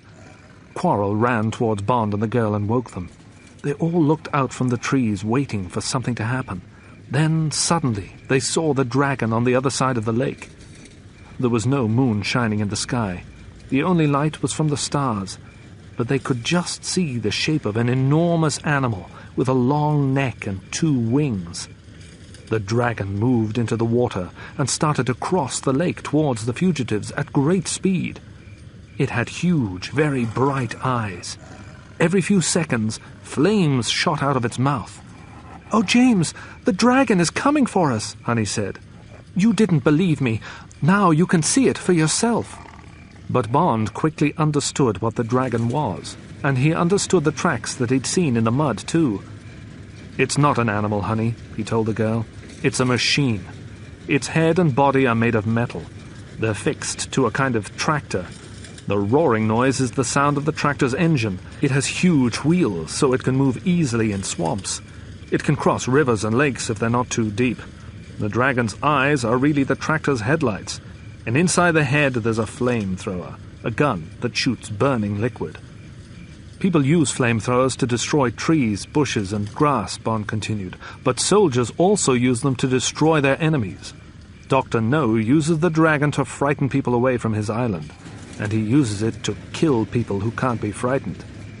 It was this machine which frightened and killed the spoonbills. It also killed the wardens who used to live in the bird sanctuary." The terrible killing machine had almost reached the trees where the 3 people were hiding. Quarrel, who had been listening to Bond's words, suddenly ran forward. "You stay here with the girl, Captain," he shouted to Bond. "I'll try to stop the dragon."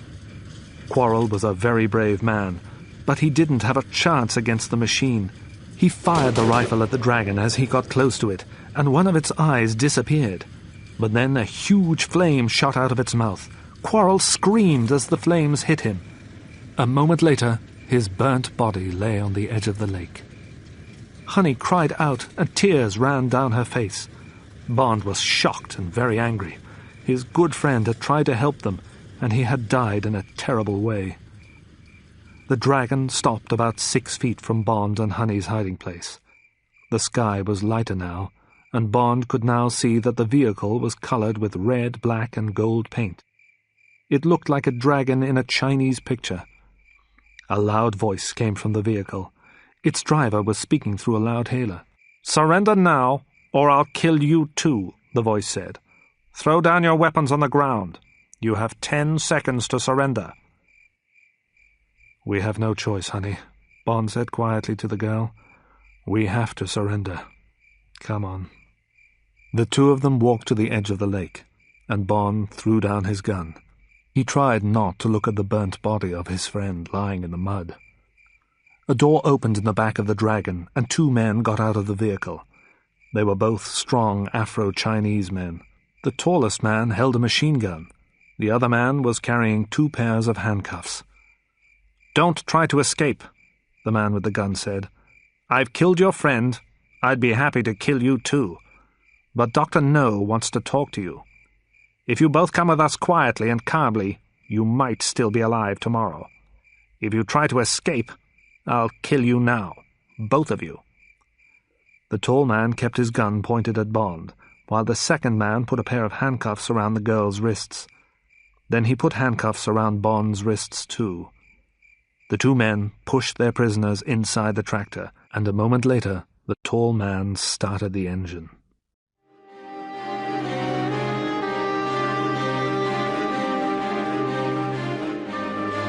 Chapter 12. Dr. No.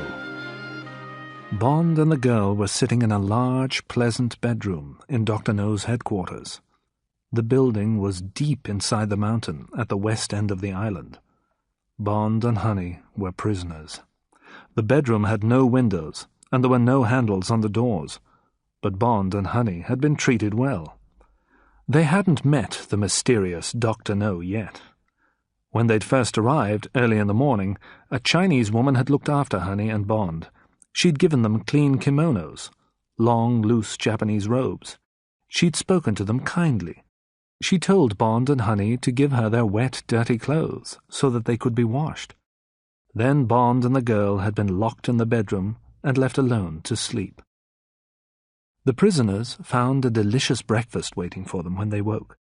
After they had eaten the meal, the kind woman had come to the room. She had told them that they would meet Dr. No that evening, and that they'd have dinner with him. She asked what kind of food they preferred. When she'd left them alone again, Bond started to think carefully. He'd soon decided that Dr. No must be doing something more important on Crab Key than collecting guano. The inside of the headquarters was cool and pleasant.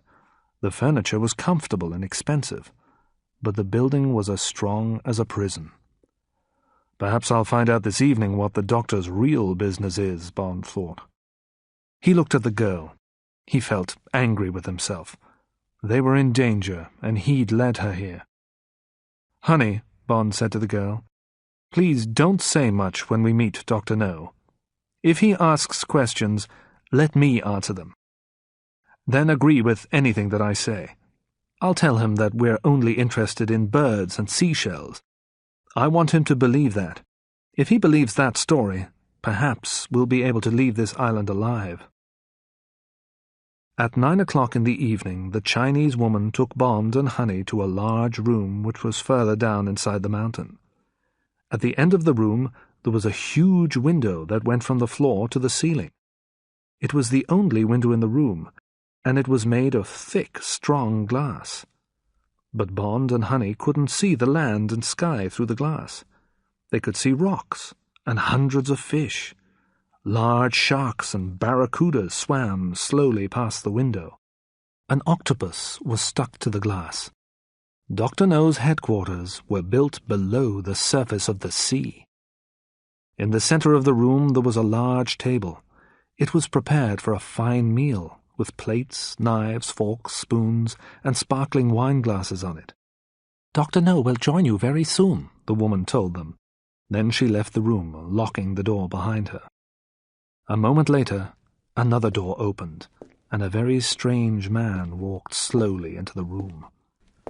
The man was very tall, at least 6 inches taller than Bond, and he was very thin. But he was also completely bald. There was no hair at all on his round head.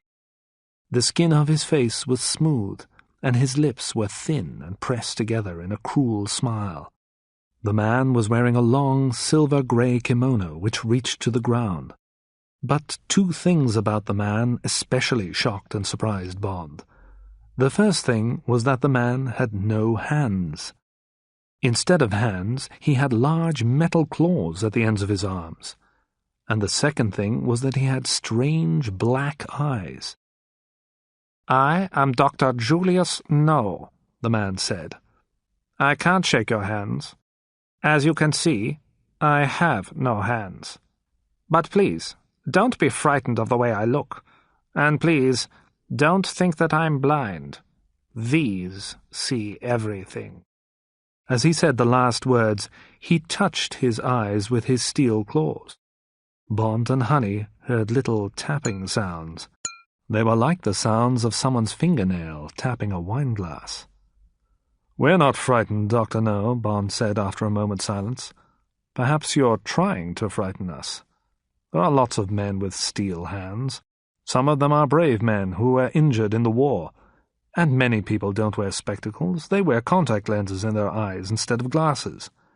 Your contact lenses are unusually dark, but they aren't frightening. I'm not frightened, because you're really just a man, like me." "Well, I'm not really like you, Mr. James Bond of the British Secret Intelligence Service," Dr. No answered. "I have great power, and at the moment you have none. But I want to talk to you about other things now. We have many things to say to one another." "Any man who has a gun has power over a man without one," Bond said quietly. "But only countries and governments have real power. Dr. No, if you hurt or kill me, my country will make you pay for it." At that moment one of the doors opened, and 2 Chinese servants entered the room. The men carried plates of food and bottles of wine which they put on the table. One of the servants poured wine into the wineglasses by Bond and Honey's plates. After that, both men stood against the wall behind the prisoners' chairs. The men looked strong and powerful. "Before we begin our conversation, I must tell you this," Dr. No continued. "I don't want to hear any lies, Mr. Bond. I know a lot about you and why you are here. Do you understand?" Bond looked at the tall, thin man. "Yes, Doctor," Bond said. "But before you tell me anything, please, let the girl go. She isn't a danger to you. She didn't come here with me. She doesn't work for my government. She's Jamaican. I found her on the island yesterday. She came in her own boat to collect seashells." "Then she's very unlucky," said Dr. No. "Nobody who visits this island without my permission ever leaves it alive. No one can interfere with my work here. Strangways and his assistant tried to interfere, so I had them killed. The girl will stay and listen to us talk, Mr. Bond," Dr. No said in a cold voice. "Then both of you will die. But first, please, eat your food. You'll both need to be strong for the ordeals that are waiting for you. And while we eat, I'll tell you my story." "Well, my dear, we have no choice," Bond said to Honey. "We must listen to this madman." "Perhaps you are right, Mr. Bond," Dr. No said. He spoke calmly and softly. "Perhaps I am mad. But all great men are mad. And I'm certainly a great man." So Bond and Honey tried to eat while Dr. No told them about his life. "My father was a German man who lived in China, and my mother was a Chinese woman from a good family," he began. "But my mother and father were not married. After I was born, I lived with my aunt, but she didn't love me. I left her house as soon as I could, and I went to work in the city of Shanghai. I worked for gangs of criminals, tongs. I enjoyed the work. I enjoyed hurting people and killing people. After a few years, I went to live in America, in New York, Dr. No went on. I worked for the Chinese gangs there. One day, I stole some money from the Hip Sing gang. I stole $1 million. I should have left America then, but I didn't. For the only time in my life I was stupid. I tried to hide from the Hip Sing gang, but they found me and tortured me. They hurt me very much. They tried to make me tell them where the money was. My ordeal was terrible. But I didn't tell them what they wanted to know. So they cut off my hands and let me go. While Dr. No was speaking, Bond was thinking carefully. How could he escape? And where could he get a weapon? The knife that he'd been given to eat his meat with was very sharp. It would be a useful weapon if he could hide it. He had an idea. He moved his arm suddenly and knocked over his wine-glass. Then, while he was cleaning up the liquid, he carefully pushed the sharp knife into the sleeve of his kimono. Dr. No didn't see what Bond was doing. He was only interested in telling his own story, and the servant who took away Bond's plate and brought him a dish of fruit didn't see that a knife was missing. I moved to the west coast of the United States, Dr. No was saying. I used the $1 million very well. I paid a doctor to change the shape of my face. I had these contact lenses made for my eyes. I had all my hair removed. I started to wear special shoes, which made me look much taller. I changed my name. Then I went to a college and studied medicine. I knew that I wouldn't be able to work as a doctor because doctors need real hands. But for many years I studied people's bodies and minds. Those subjects interest me the most. But of course, I had to earn some more money. When my medical studies were finished, I bought this island, the doctor said. I brought some workers here, and I started to collect and sell the guano. I've lived here for 14 years. I'm proud of what I have done, Mr. Bond. I was tortured by the tongs, but I lived after that terrible ordeal. And now I'm a very rich and a very successful businessman. That's why I'm a great man, Mr. Bond. Well, I'm sure that you are a very clever man, Dr. No, Bond replied. But I don't believe that you live here just to collect guano for fertilizer. You live here for another reason. You're working for somebody else. I'm sure about that. You're a clever man too, Dr. No said. And of course, you're correct. I am here for another reason. You're a British spy, Mr. Bond. You must know about an island called Turk's Island. It's about 300 miles from here. It's where the Americans fire their new weapons and study how they work. Who do you think might be interested in that place? The Soviet Union, Bond replied. And once again you are correct, said Dr. No. My headquarters here on Crab Key has the most modern spying equipment. With this equipment I can spy on Turk's Island. I can listen to radio transmissions. I'll find out information about the American weapons. And the Soviet government is going to pay me an enormous amount of money for that information.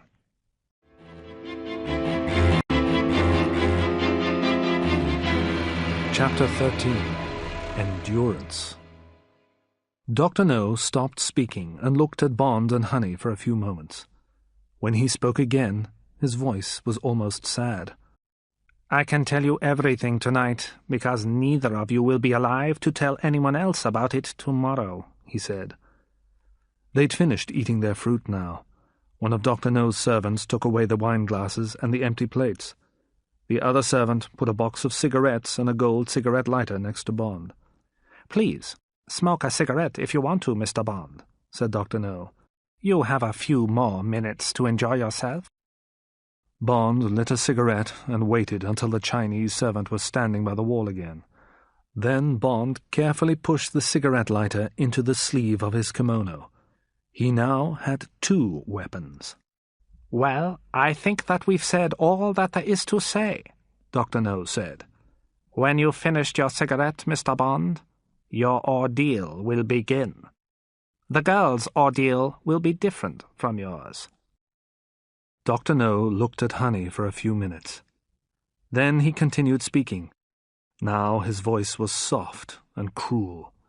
"You will feel more pain than you've ever felt before," he said. "I'm interested in pain, and I'm interested in how men and women can endure pain." "Endurance is a very interesting subject," Dr. No went on, in a quieter voice.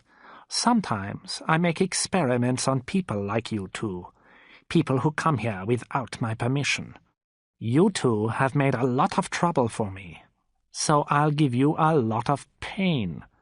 But please, remember this. You'll die, yes, but your deaths will be useful. Your deaths will increase our knowledge about people's bodies.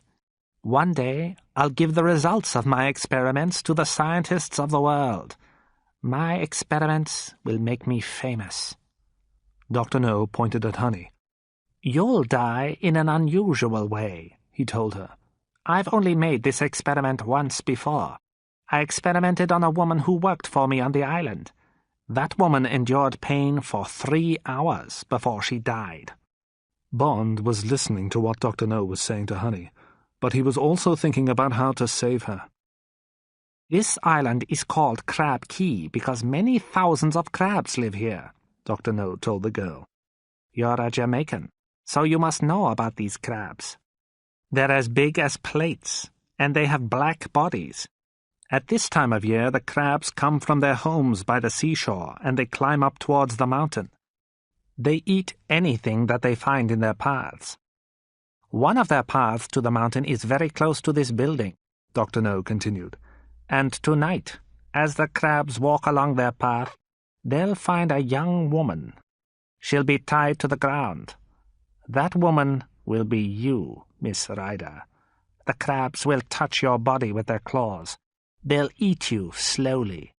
It'll be a horrible death. How many hours will pass before you die? Can you guess?" The girl cried out. Then she closed her eyes and her head fell forward. She didn't move or speak. She had fainted. A moment later, Dr. No spoke some words in Chinese to the servant who stood behind Honey's chair. The man moved forward, picked up the unconscious girl easily, and put her over his shoulder. Then he walked towards the door.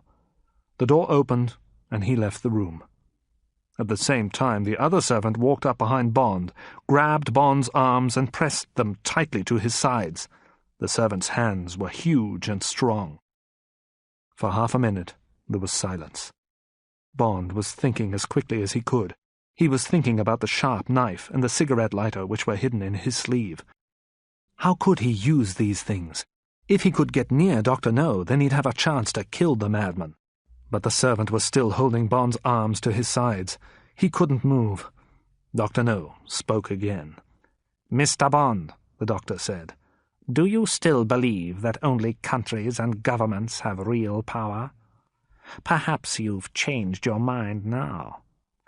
I can decide how the girl will die, and I can decide how you will die.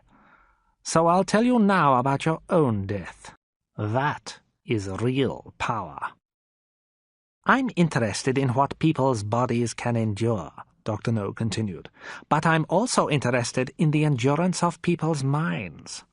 For example, how does a person's mind endure terror? The worker who I left out for the crabs didn't die from the injuries that the crabs made on her body. She died of terror. But I want to find out how long a human body can endure pain before it loses all its strength. So I've made a new experiment. I've made a kind of obstacle course. And you, Mr. Bond, will now be the subject for my experiment. Your body and your mind will be tested. Some of my obstacles are physical. You'll have to endure pain and injuries to your body. Other obstacles are mental. You'll have to endure fear and doubt in your mind. "You've slept well and eaten good food," Dr. No went on. "Your body is strong and fit. Now I want to see how long you can endure my obstacle course. I want to know how many obstacles you'll overcome before you die, Mr. Bond. You won't complete the course. You will die before the end. There'll finally be one obstacle that you can't overcome. Which will it be? Yes, I ask myself that. Which will it be? And after your death," Dr. No said with a terrible smile, "I'll examine your body very carefully. You'll be the first man to be tested on my obstacle course, Mr. Bond, of the British Secret Intelligence Service. You're very lucky. Please, try to think about that as you die." The doctor finished speaking, turned away, and walked out of the room. Now all Bond's thoughts were about escaping. If he could escape from Dr. No's guards for a few minutes, he might be able to find the girl, and if he couldn't help Honey to escape, he might be able to kill her quickly. That would be better for her than the death which Dr. No had described. As Bond thought about this, the servant pulled him from his chair. Bond kept his arms tightly against his sides. Between his right arm and his body he was now holding the sharp knife and the cigarette lighter. The Chinese man took Bond out of the room and pushed him into a lift. The lift travelled upwards for a few minutes and then stopped. When the doors opened, Bond was taken down a long corridor. At the end of the corridor, the two men stopped in front of an open door. The door had the letter Q marked on it. The Chinese servant pushed Bond through the doorway.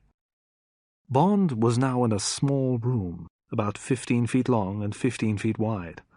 The walls were made of stone, and there was a wooden chair in the middle of the room. On the chair were Bond's jeans and his shirt. They had been washed and dried. "Well, here you are, my friend," the servant said. He smiled a horrible smile. He knew what was going to happen to Bond, and thinking about it pleased him. "There's nothing to eat, and there's nothing to drink in here," the guard went on. "There won't ever be anything to eat or drink. You can sit on the chair and wait to die, or you can find your way out to the obstacle course. Good luck." A moment later, the man left the room and locked the door behind him.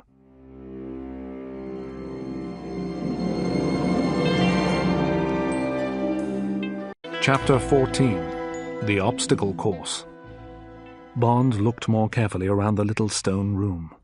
The door was made of strong metal, and there was no handle on it. Above the door there was a small window made of very thick glass. He wasn't going to escape that way. But high up on one wall in a corner there was a ventilation grill.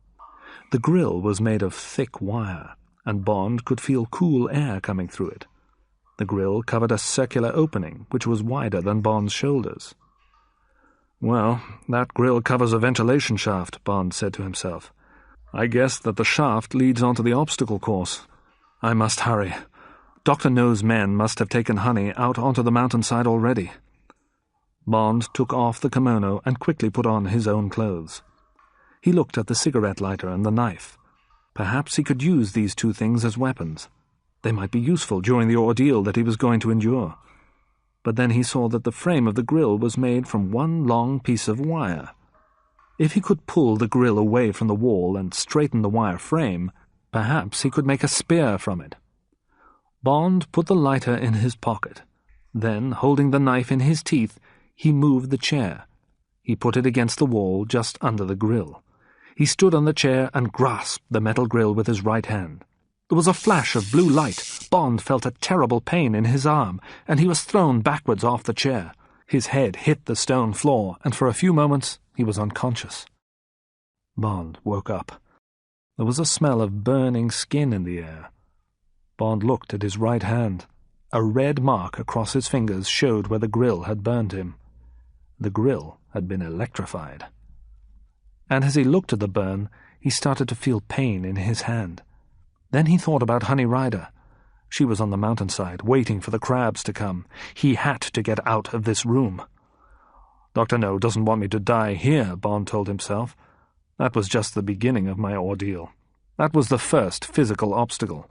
Pain. Has the doctor turned off the electricity now? I think that he'll let me go on. He wants me to endure different kinds of pain. Now this is one of his mental obstacles. Will I be able to touch the grill again, or am I too frightened of the electricity? He wants to know if I've lost my nerve. Well, I haven't. Bond cut a piece of cloth from the kimono and wrapped it around his injured hand. Then he climbed onto the chair again, and he grasped the grill with his left hand. There was no flash this time. He pulled the grill with all his strength. After a moment, the whole frame came away from the wall. He grasped the electric cable which was attached to the frame, and he tore it away. Then he started to pull the wire frame off the grill. Soon Bond had pulled the wire frame straight. He had made it into a simple spear about 4 feet long. At one end there was a sharp point. Bond bent a few inches of the wire to make a hook at the other end. Then he bent the spear in half, and he pushed it down inside one leg of his jeans. Now the hook was on the outside, over his belt.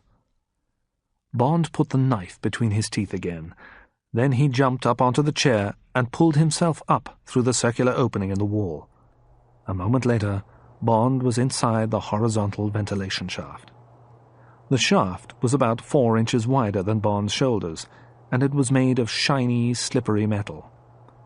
When he lit his cigarette lighter for a few moments, Bond saw that the shaft continued straight ahead. Lying flat on his stomach, Bond began to crawl forwards. The air in the shaft was cool. Soon, Bond knew, something else would happen to him. He would reach another obstacle. But his enemy didn't want him to die yet. Dr. No wanted to know how much pain Bond could endure. Bond was sure that there would be several more obstacles before the end of the course. Perhaps he would die at one of them, or perhaps he would reach the end of the course. But what then, Bond asked himself. If I'm still alive at the end of the course, Dr. No will try to kill me. So, is there any hope for me? Bond thought, as he crawled forward. Dr. No wants me to believe that there's no hope. That's another one of his mental obstacles. But he doesn't know about my 3 weapons. And he doesn't understand how strong my feelings are. I want to stay alive and kill him. After a few minutes, Bond reached the end of the horizontal shaft. Now there seemed to be a light shining above him. Bond turned over carefully, so that he was lying on his back. Above his head, there was another shaft of bright metal, a vertical shaft. There was a light far away at the top of this shaft. Bond guessed that the shaft was about 50 yards high. Carefully, Bond stood up. Could he climb up this smooth, vertical shaft? He thought that he could. He took off his shoes. Then he took a deep breath of air and pressed his shoulders against the sides of the shaft. While his elbows held his body still, he pulled his legs up a few inches. Then he pressed his feet against the sides of the shaft. His feet held him in his new position while he pulled in his shoulders and straightened his legs. This movement pushed his body a little higher up the shaft. The bare skin on his hands and feet stuck to the metal walls of the shaft. It stopped him slipping back down. Moving like this, about 6 inches each time, Bond slowly climbed up the shaft. It was painful and tiring. The muscles in Bond's stomach, arms and legs began to shake. When he was about halfway up, his feet began to slip on the shiny metal. He had slipped about a yard back down the shaft before he could stop himself. He realized what the problem was. He was getting hot, and his hands and feet were wet with sweat. So he closed his eyes, and he stayed in the same place for 10 minutes until he was cooler. Then, very carefully, he wiped each foot on the cloth of his trouser legs and started to climb again. It seemed a very long time before Bond reached the top of the shaft. When he did reach it, he noticed 2 things. First, he could feel cold air on the left side of his face. Then he saw that the light, which he had seen while he was climbing, came from a glass window. The window was the ceiling of the shaft. After a few moments, Bond realized that the cold air came from another horizontal shaft which joined the vertical one here. He would be able to pull himself into it. When he did that, he would be able to lie flat for a while and rest. His feet and arms and shoulders were terribly painful, but after a rest, he could continue on the obstacle course. Using the last of his strength, Bond pulled himself into the new shaft and turned onto his back. For a few minutes, he lay there, unable to move. Then suddenly, he fell asleep. Bond woke slowly. He didn't know how long he had been sleeping, but he knew that he felt a little stronger now. It was time for him to move on to the next obstacle. Before he turned onto his stomach, he looked up at the window in the ceiling. Someone was behind the glass, watching him. Bond said something very rude about Dr. No. The person couldn't hear what Bond said, but Bond hoped that the person saw the shapes of the words on Bond's lips and understood them. A moment later, Bond was crawling along the new shaft. Like the first shaft, this one was dark. There were no lights or windows in it. After a few minutes, Bond realized that the metal walls of the shaft were getting hot. The further he went on, the hotter the metal became, and the air was no longer cool. It was hot. Bond came to a place where the shaft went around a corner. He lit his cigarette lighter and slowly put his head round the corner. What he saw made him pull his head back. The metal walls of the shaft ahead of him weren't shiny. They were dull and red with heat. So heat was to be the next ordeal. How could he crawl along this hot metal? He would be terribly burned. What shall I do? He thought. I could go back. I could go back to the room with the chair. If I go back, I know that I'll die there. But if I go on, perhaps I'll escape. Dr. No doesn't want me to die yet, Bond told himself. He's testing me again. He wants me to endure some more physical ordeals before I die. So this metal won't be too hot. The heat will injure me, but it won't kill me. He thought about the metal burning his skin. And then he thought about the beautiful girl. Honey was waiting on the mountainside for the crabs to attack her. He couldn't go back now. Bond took his knife from between his teeth and cut some pieces of cloth from the front of his shirt. He tied the cloth around his hands and feet. For a short time, the pieces of cloth would protect his hands and feet. His shirt would protect his shoulders, and the legs of his jeans would protect his knees for a short time too. He put the knife in his mouth and crawled forward. He tried to keep his bare skin away from the hot metal. Bond moved as fast as he could, but soon the cloth around his hands and feet started to burn. The cloth on the knees of his jeans started to burn too. Only the sweat which was running down his arms and legs stopped the cloth from bursting into flames. Keep going, keep going, keep going, he told himself. The metal became hotter and hotter. With each movement the pain became worse, and each time that he moved, Bond screamed. He could smell his skin burning, but he knew that he had to go on until his skin was burned from his bones. Suddenly, his head hit something. It was a thin metal door, and as Bond's head touched it, the door moved aside. He crawled past it, and suddenly, everything changed. Here, the metal walls of the shaft were cool. Ice-cold air was blowing all around him. Bond fell forward, his eyes closed. He couldn't see or hear anything. He was unconscious.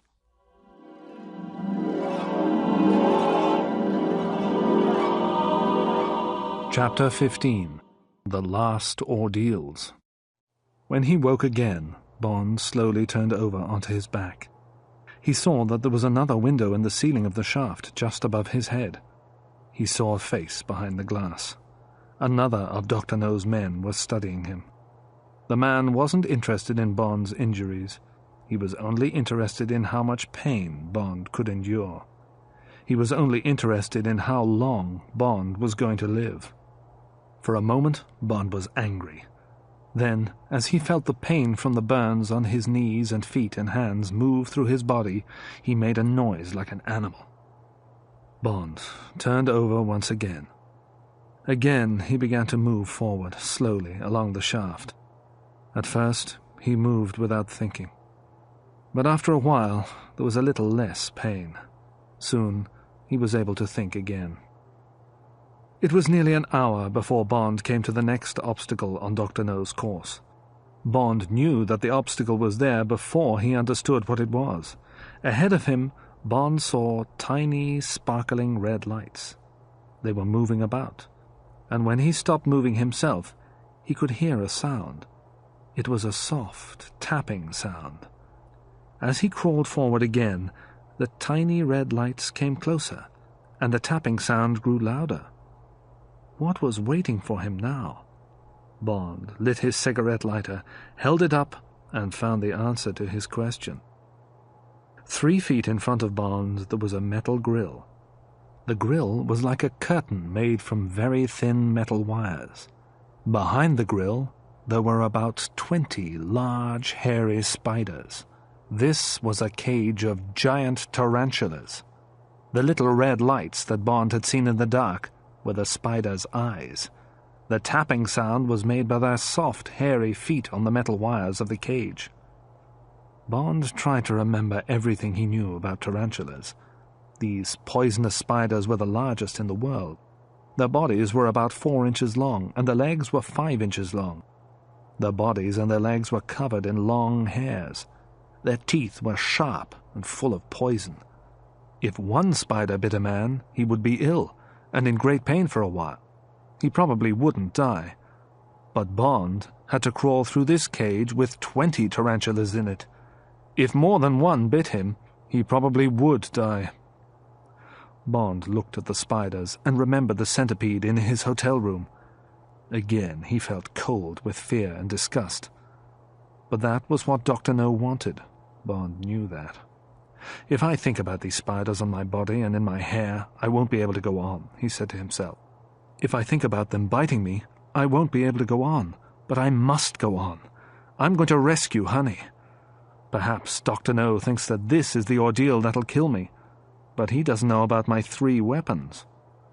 Bond carefully took the spear from inside his trouser leg. He unbent the wire and pulled the spear to its full length. Then he turned a little wheel on his cigarette lighter, which made the flame bigger. Finally, he cut a large hole in the grill with his knife and crawled into the cage. The spiders started to run towards him, but when they saw the flame from the lighter, they stopped. They were afraid of the fire. They didn't know what to do, and while the spiders were standing still, Bond began to stab his spear into their soft, hairy bodies. After he had killed several of them, the other spiders started to move forward again, but they wouldn't come near the flame from the lighter.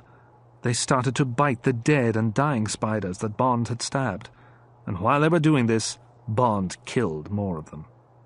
When at last all the spiders were dead, Bond pushed their bodies to one side of the cage.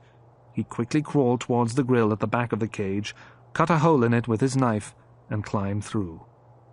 When Bond left the cage, he bent the spear in half again. Then he pushed it down inside one leg of his jeans. He put the lighter back in his pocket, and he put the knife between his teeth again. A light came on above his head. Bond looked up and saw what he expected to see. Another of Dr. No's watchers was looking at him. But this man moved his head slowly from side to side. Then he looked very, very sad. Finally, he held up his hand with the thumb pointing downwards. He's telling me that this is the end, Bond thought. He's saying, the next ordeal will kill you. There was nothing Bond could do. He had to move forward.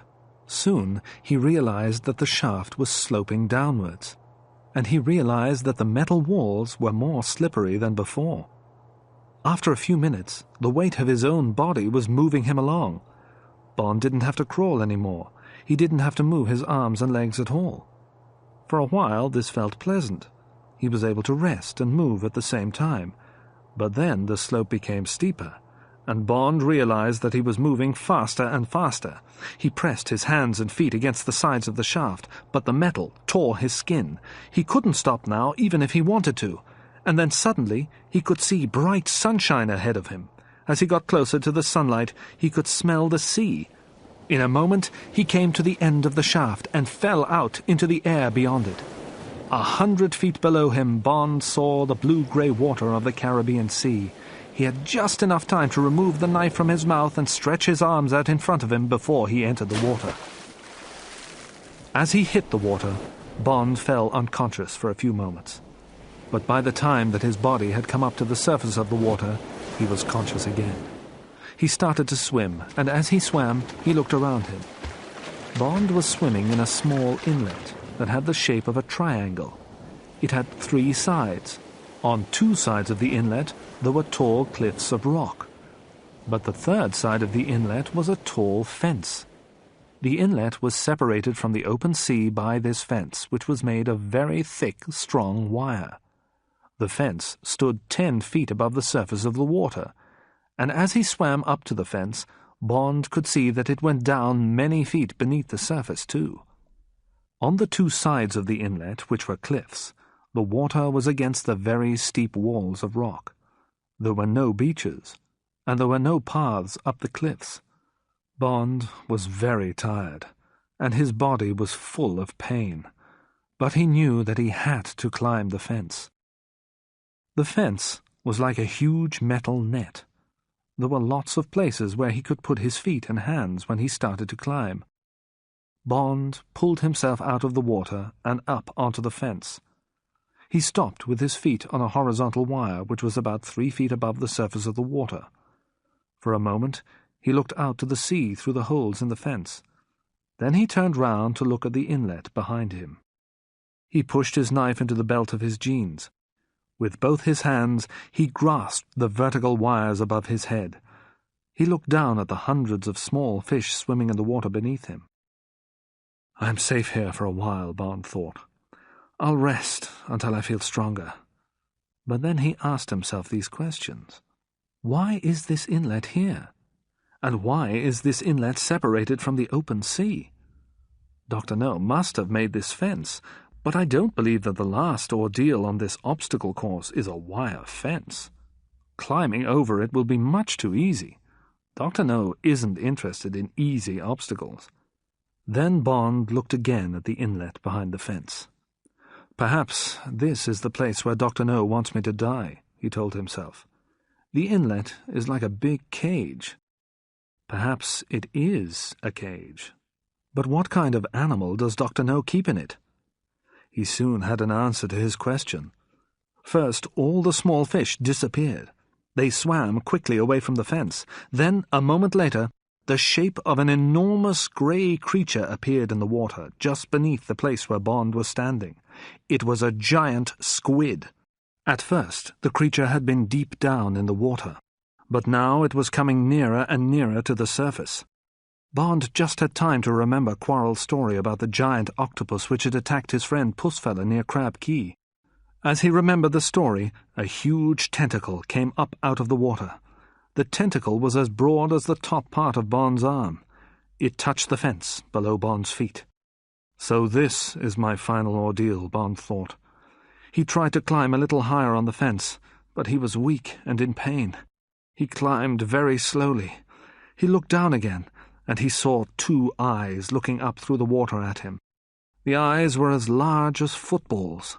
They looked calm and almost friendly. For a moment Bond thought that the squid wasn't interested in him, but then it moved its tentacle and touched one of Bond's legs. The tentacle moved over Bond's leg, then grasped it, pressing it hard. "It's asking itself if I'm good to eat," Bond told himself. A moment later, the squid attacked. A second long tentacle came up out of the water and grabbed Bond's left arm. Bond pulled his knife from his jeans with his right hand. He stabbed and cut the tentacle with the knife. But now there were more tentacles moving up the wire fence. They held Bond's body, pulling him down towards the water, and they were terribly strong. Then the creature's enormous head appeared, and now Bond thought that its eyes looked angry. The squid's huge, sharp beak was opening and closing near Bond's feet. In a moment, the creature was going to start eating him. There was only one thing to do. Bond pulled the wire spear from his trouser leg and stabbed it deep into one of the terrible creature's eyes. He stabbed the eye again and again. The last time, he left the spear there. For a few seconds, the surface of the sea looked like water boiling in a cooking pan. Then, suddenly, the color of the water changed. The sea around Bond was no longer blue, it was black. When Bond had stabbed the squid, it had released ink from its body. Bond and the fence were covered in the stinking black liquid. Suddenly, Bond felt the squid's tentacles falling away from his body. In a moment, the creature had swum away, and the water became calm again. After the giant squid had gone, Bond rested on the fence for a while. Then he slowly climbed over the top of the fence and dropped down into the sea on the other side. He swam towards the shore of the rocky headland on the south side of the fence. Soon he could see a path in the rocks of the headland. He thought that the path must lead up to Dr. No's headquarters. All night there had been two thoughts in Bond's mind. He wanted to live long enough to kill Dr. No, and he wanted to save honey from the black crabs. But it was many hours now since Bond had started his ordeal. It had been late evening when Dr. No's servant had locked him in the stone room with the ventilation grill, and now it was morning. The girl must be dead. The only thing to do now was to find Dr. No. "I still have the knife," Bond told himself. As Bond pulled himself out of the sea, he had a surprise. He heard a loud sound. It was the sound of a ship's siren. It was coming from somewhere close to where Bond was standing. The path in front of him led along the bottom of the cliff and went around the end of the headland. There must be a key on the other side of this headland, Bond thought. It must be the place where guano is loaded into the ships. As he walked towards the end of the headland, Bond heard another sound, but he couldn't guess what was making this noise. It sounded like lots of pieces of metal crashing together. At the end of the headland there was a large rock. Bond stopped behind it. He would have to look very carefully round this rock before he went any further. There might be guards with guns on the other side. Bond moved very slowly and looked carefully round the corner. For 10 seconds he looked at what was beyond it, then he moved back and hid behind the rock again.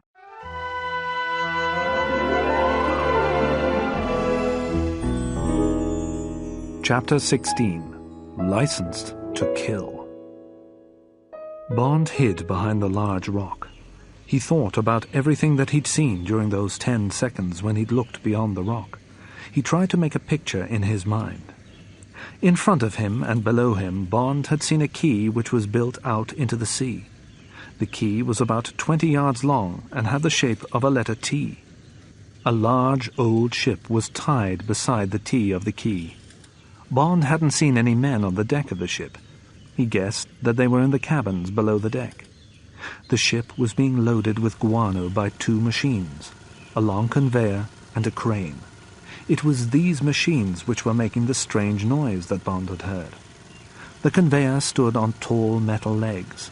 It was built down the side of the mountain to the quay. Its belt was covered by a metal roof. Guano was carried from the mountain to the ship waiting at the quay along this belt. The end of the conveyor, which was nearest the quay, did not stand on metal legs. It moved from one side to another. It was like an arm. At the end of the conveyor's arm there was a huge sleeve of strong cloth. The crane stood on the quay beside the ship. The crane also had a long arm made of metal. As the guano traveled along the conveyor, the crane's arm moved the arm and sleeve of the conveyor. The crane moved the sleeve of the conveyor above some openings in the deck of the ship. The crane moved the sleeve to each of these openings until the ship was completely loaded with guano. The arm and sleeve of the conveyor was controlled by one man, the driver who sat in the control cabin of the crane. There was a steering wheel and levers and buttons in front of the driver. He turned the wheel and pulled and pressed the levers to control the long arm at the front of the crane. And the cabin of the crane was just on the other side of the big rock, only 10 yards from where Bond was standing now. Bond thought about all this. And he thought about 2 other things that he'd seen. The first thing was the position of the crane's arm. It was controlled by the steering wheel in the cabin. If this wheel was turned as far as possible to the right, the sleeve of the conveyor wouldn't be above the ship. It would be above the quay. The other thing was this. Standing on the quay, watching the loading of the guano, was a tall, thin man. Dr. Julius No. If someone turned the crane's steering wheel as far as possible to the right, the sleeve of the conveyor would stop above his head. Yes, I must do it, Bond told himself. But first, I'll have to get rid of the crane driver. Bond was Agent 007. He was licensed to kill. He knew that he had to kill Dr. No. The madman was dangerous and cruel. He enjoyed torturing people. Slowly and carefully, Bond looked around the rock again. As he did this, the crane driver turned his head. Bond recognized him immediately. It was the big man who had driven the Dragon. It was the man who had killed Quarrel. Quarrel had died in a terrible way, so now Bond wanted to kill this man very much. Bond waited till the crane driver was looking at the ship again. Then he moved fast. He pulled his knife from his belt, ran to the crane's cabin, and pulled open the door. Before the tall Afro-Chinese man could turn around, Bond had grabbed his hair. Then Bond pulled back the man's head and stabbed the knife deep into his neck. As the driver fell dead onto the floor of the cabin, Bond grabbed the steering wheel. He turned it towards the right as fast as he could. The arm of the crane started to move the arm and sleeve of the conveyor away from the ship. Down on the quay, Dr. No didn't realize what was happening at first. He'd stopped looking at the guano falling from the sleeve and into the ship. He was looking out across the sea. But when the guano started to fall on him, he looked up quickly and started to shout. Then he turned and looked at the crane's cabin. He saw Bond at the controls, and at that moment, Dr. No understood what was happening. He tried to scream, and he tried to run, but it was too late. The guano poured from the sleeve of the conveyor like a river. The stinking dust fell into Dr. No's eyes and mouth. The river of guano knocked him to the ground and covered his head and body. In a few seconds, only his arms could be seen waving in the air. 2 minutes later, Dr. Julius No was under a pile of guano which was 20 feet high. He was dead, and Bond was happy about it. Dr. No would never torture another person, and the Russians wouldn't get their information about Turk's Island. Bond switched off the conveyor's engine. He took the gun from the dead man who was lying at his feet. It was a Smith & Wesson .38, a good gun. Then he ran from the quay. He had to find Honey. Bond climbed up the rocks and ran into a tunnel. As he ran, Bond heard the ship's siren. Somebody had realized what had happened at the quay. Somebody was warning Dr. No's men. Bond was tired. There was pain in every part of his body. His strength was nearly gone, but he kept running. The tunnel had only a few lights in the ceiling, and it smelled of guano. Bond couldn't see clearly, and he couldn't breathe easily. Suddenly, someone was on the path in front of him. The person started hitting him and biting him. Bond had just enough strength to lift his attacker off the ground. Then he saw that it was a girl, with long, pale, blonde hair. "Honey, stop! This is James," he said. There was silence for a few moments. Then the girl started to cry, and Bond held her tightly in his arms. "Oh, James, my darling," she cried. "I thought that you were dead. I thought that Dr. No had killed you. I love you, James. Please don't leave me again." "I thought that you were dead too," Bond replied. "I thought that the crabs had eaten you." "Oh, that stupid man doesn't know anything about the animals who live on these islands," Honey said. "I was never worried about the crabs. I know all about them. They eat plants, they don't eat meat, and they don't usually attack people. Perhaps if someone had an injury with lots of blood, the crabs might bite a person. Perhaps that happened to the other girl that Dr. No told us about. But I didn't have any injuries. The crabs just walked over me and went on up the mountain." "But you fainted when Dr. No told you about the crabs," Bond said. "When that happened, I believed what he'd said about them." "I was afraid for you, James," Honey replied. "That's why I fainted, my darling. I thought that he was going to torture you terribly. Was it terrible? Yes, it was terrible, Bond said, but it's all finished now. Dr. No is dead. Now we must escape from this island before his men kill us. We've got to get to the beach as fast as we can. We've got to find the canoe. After all their ordeals, Bond and Honey reached the beach easily. They stole the dragon. Dr. No's men had hunted Bond and Honey for a while. They had followed the fugitives out of the tunnel. They had brought dogs to follow the fugitives' tracks, but then Bond shot 5 of Dr. No's men, and the hunters let Bond and the girl escape. Bond and Honey found the dragon and drove it towards the lake, and after driving through the mangroves for an hour, they reached the beach and found the canoe. With the last of his strength, Bond pulled the little boat from its hiding place and pushed it into the water. Then he fell into the canoe and lay there, unable to move. It was Honey who sailed the canoe back to Morgan's Harbour. For most of the journey, Bond lay in the bottom of the little boat, resting and sleeping. But when they were near to the Jamaican coast, the girl woke him. Bond sat up slowly and looked at the sea. He was thinking about the future and about the past.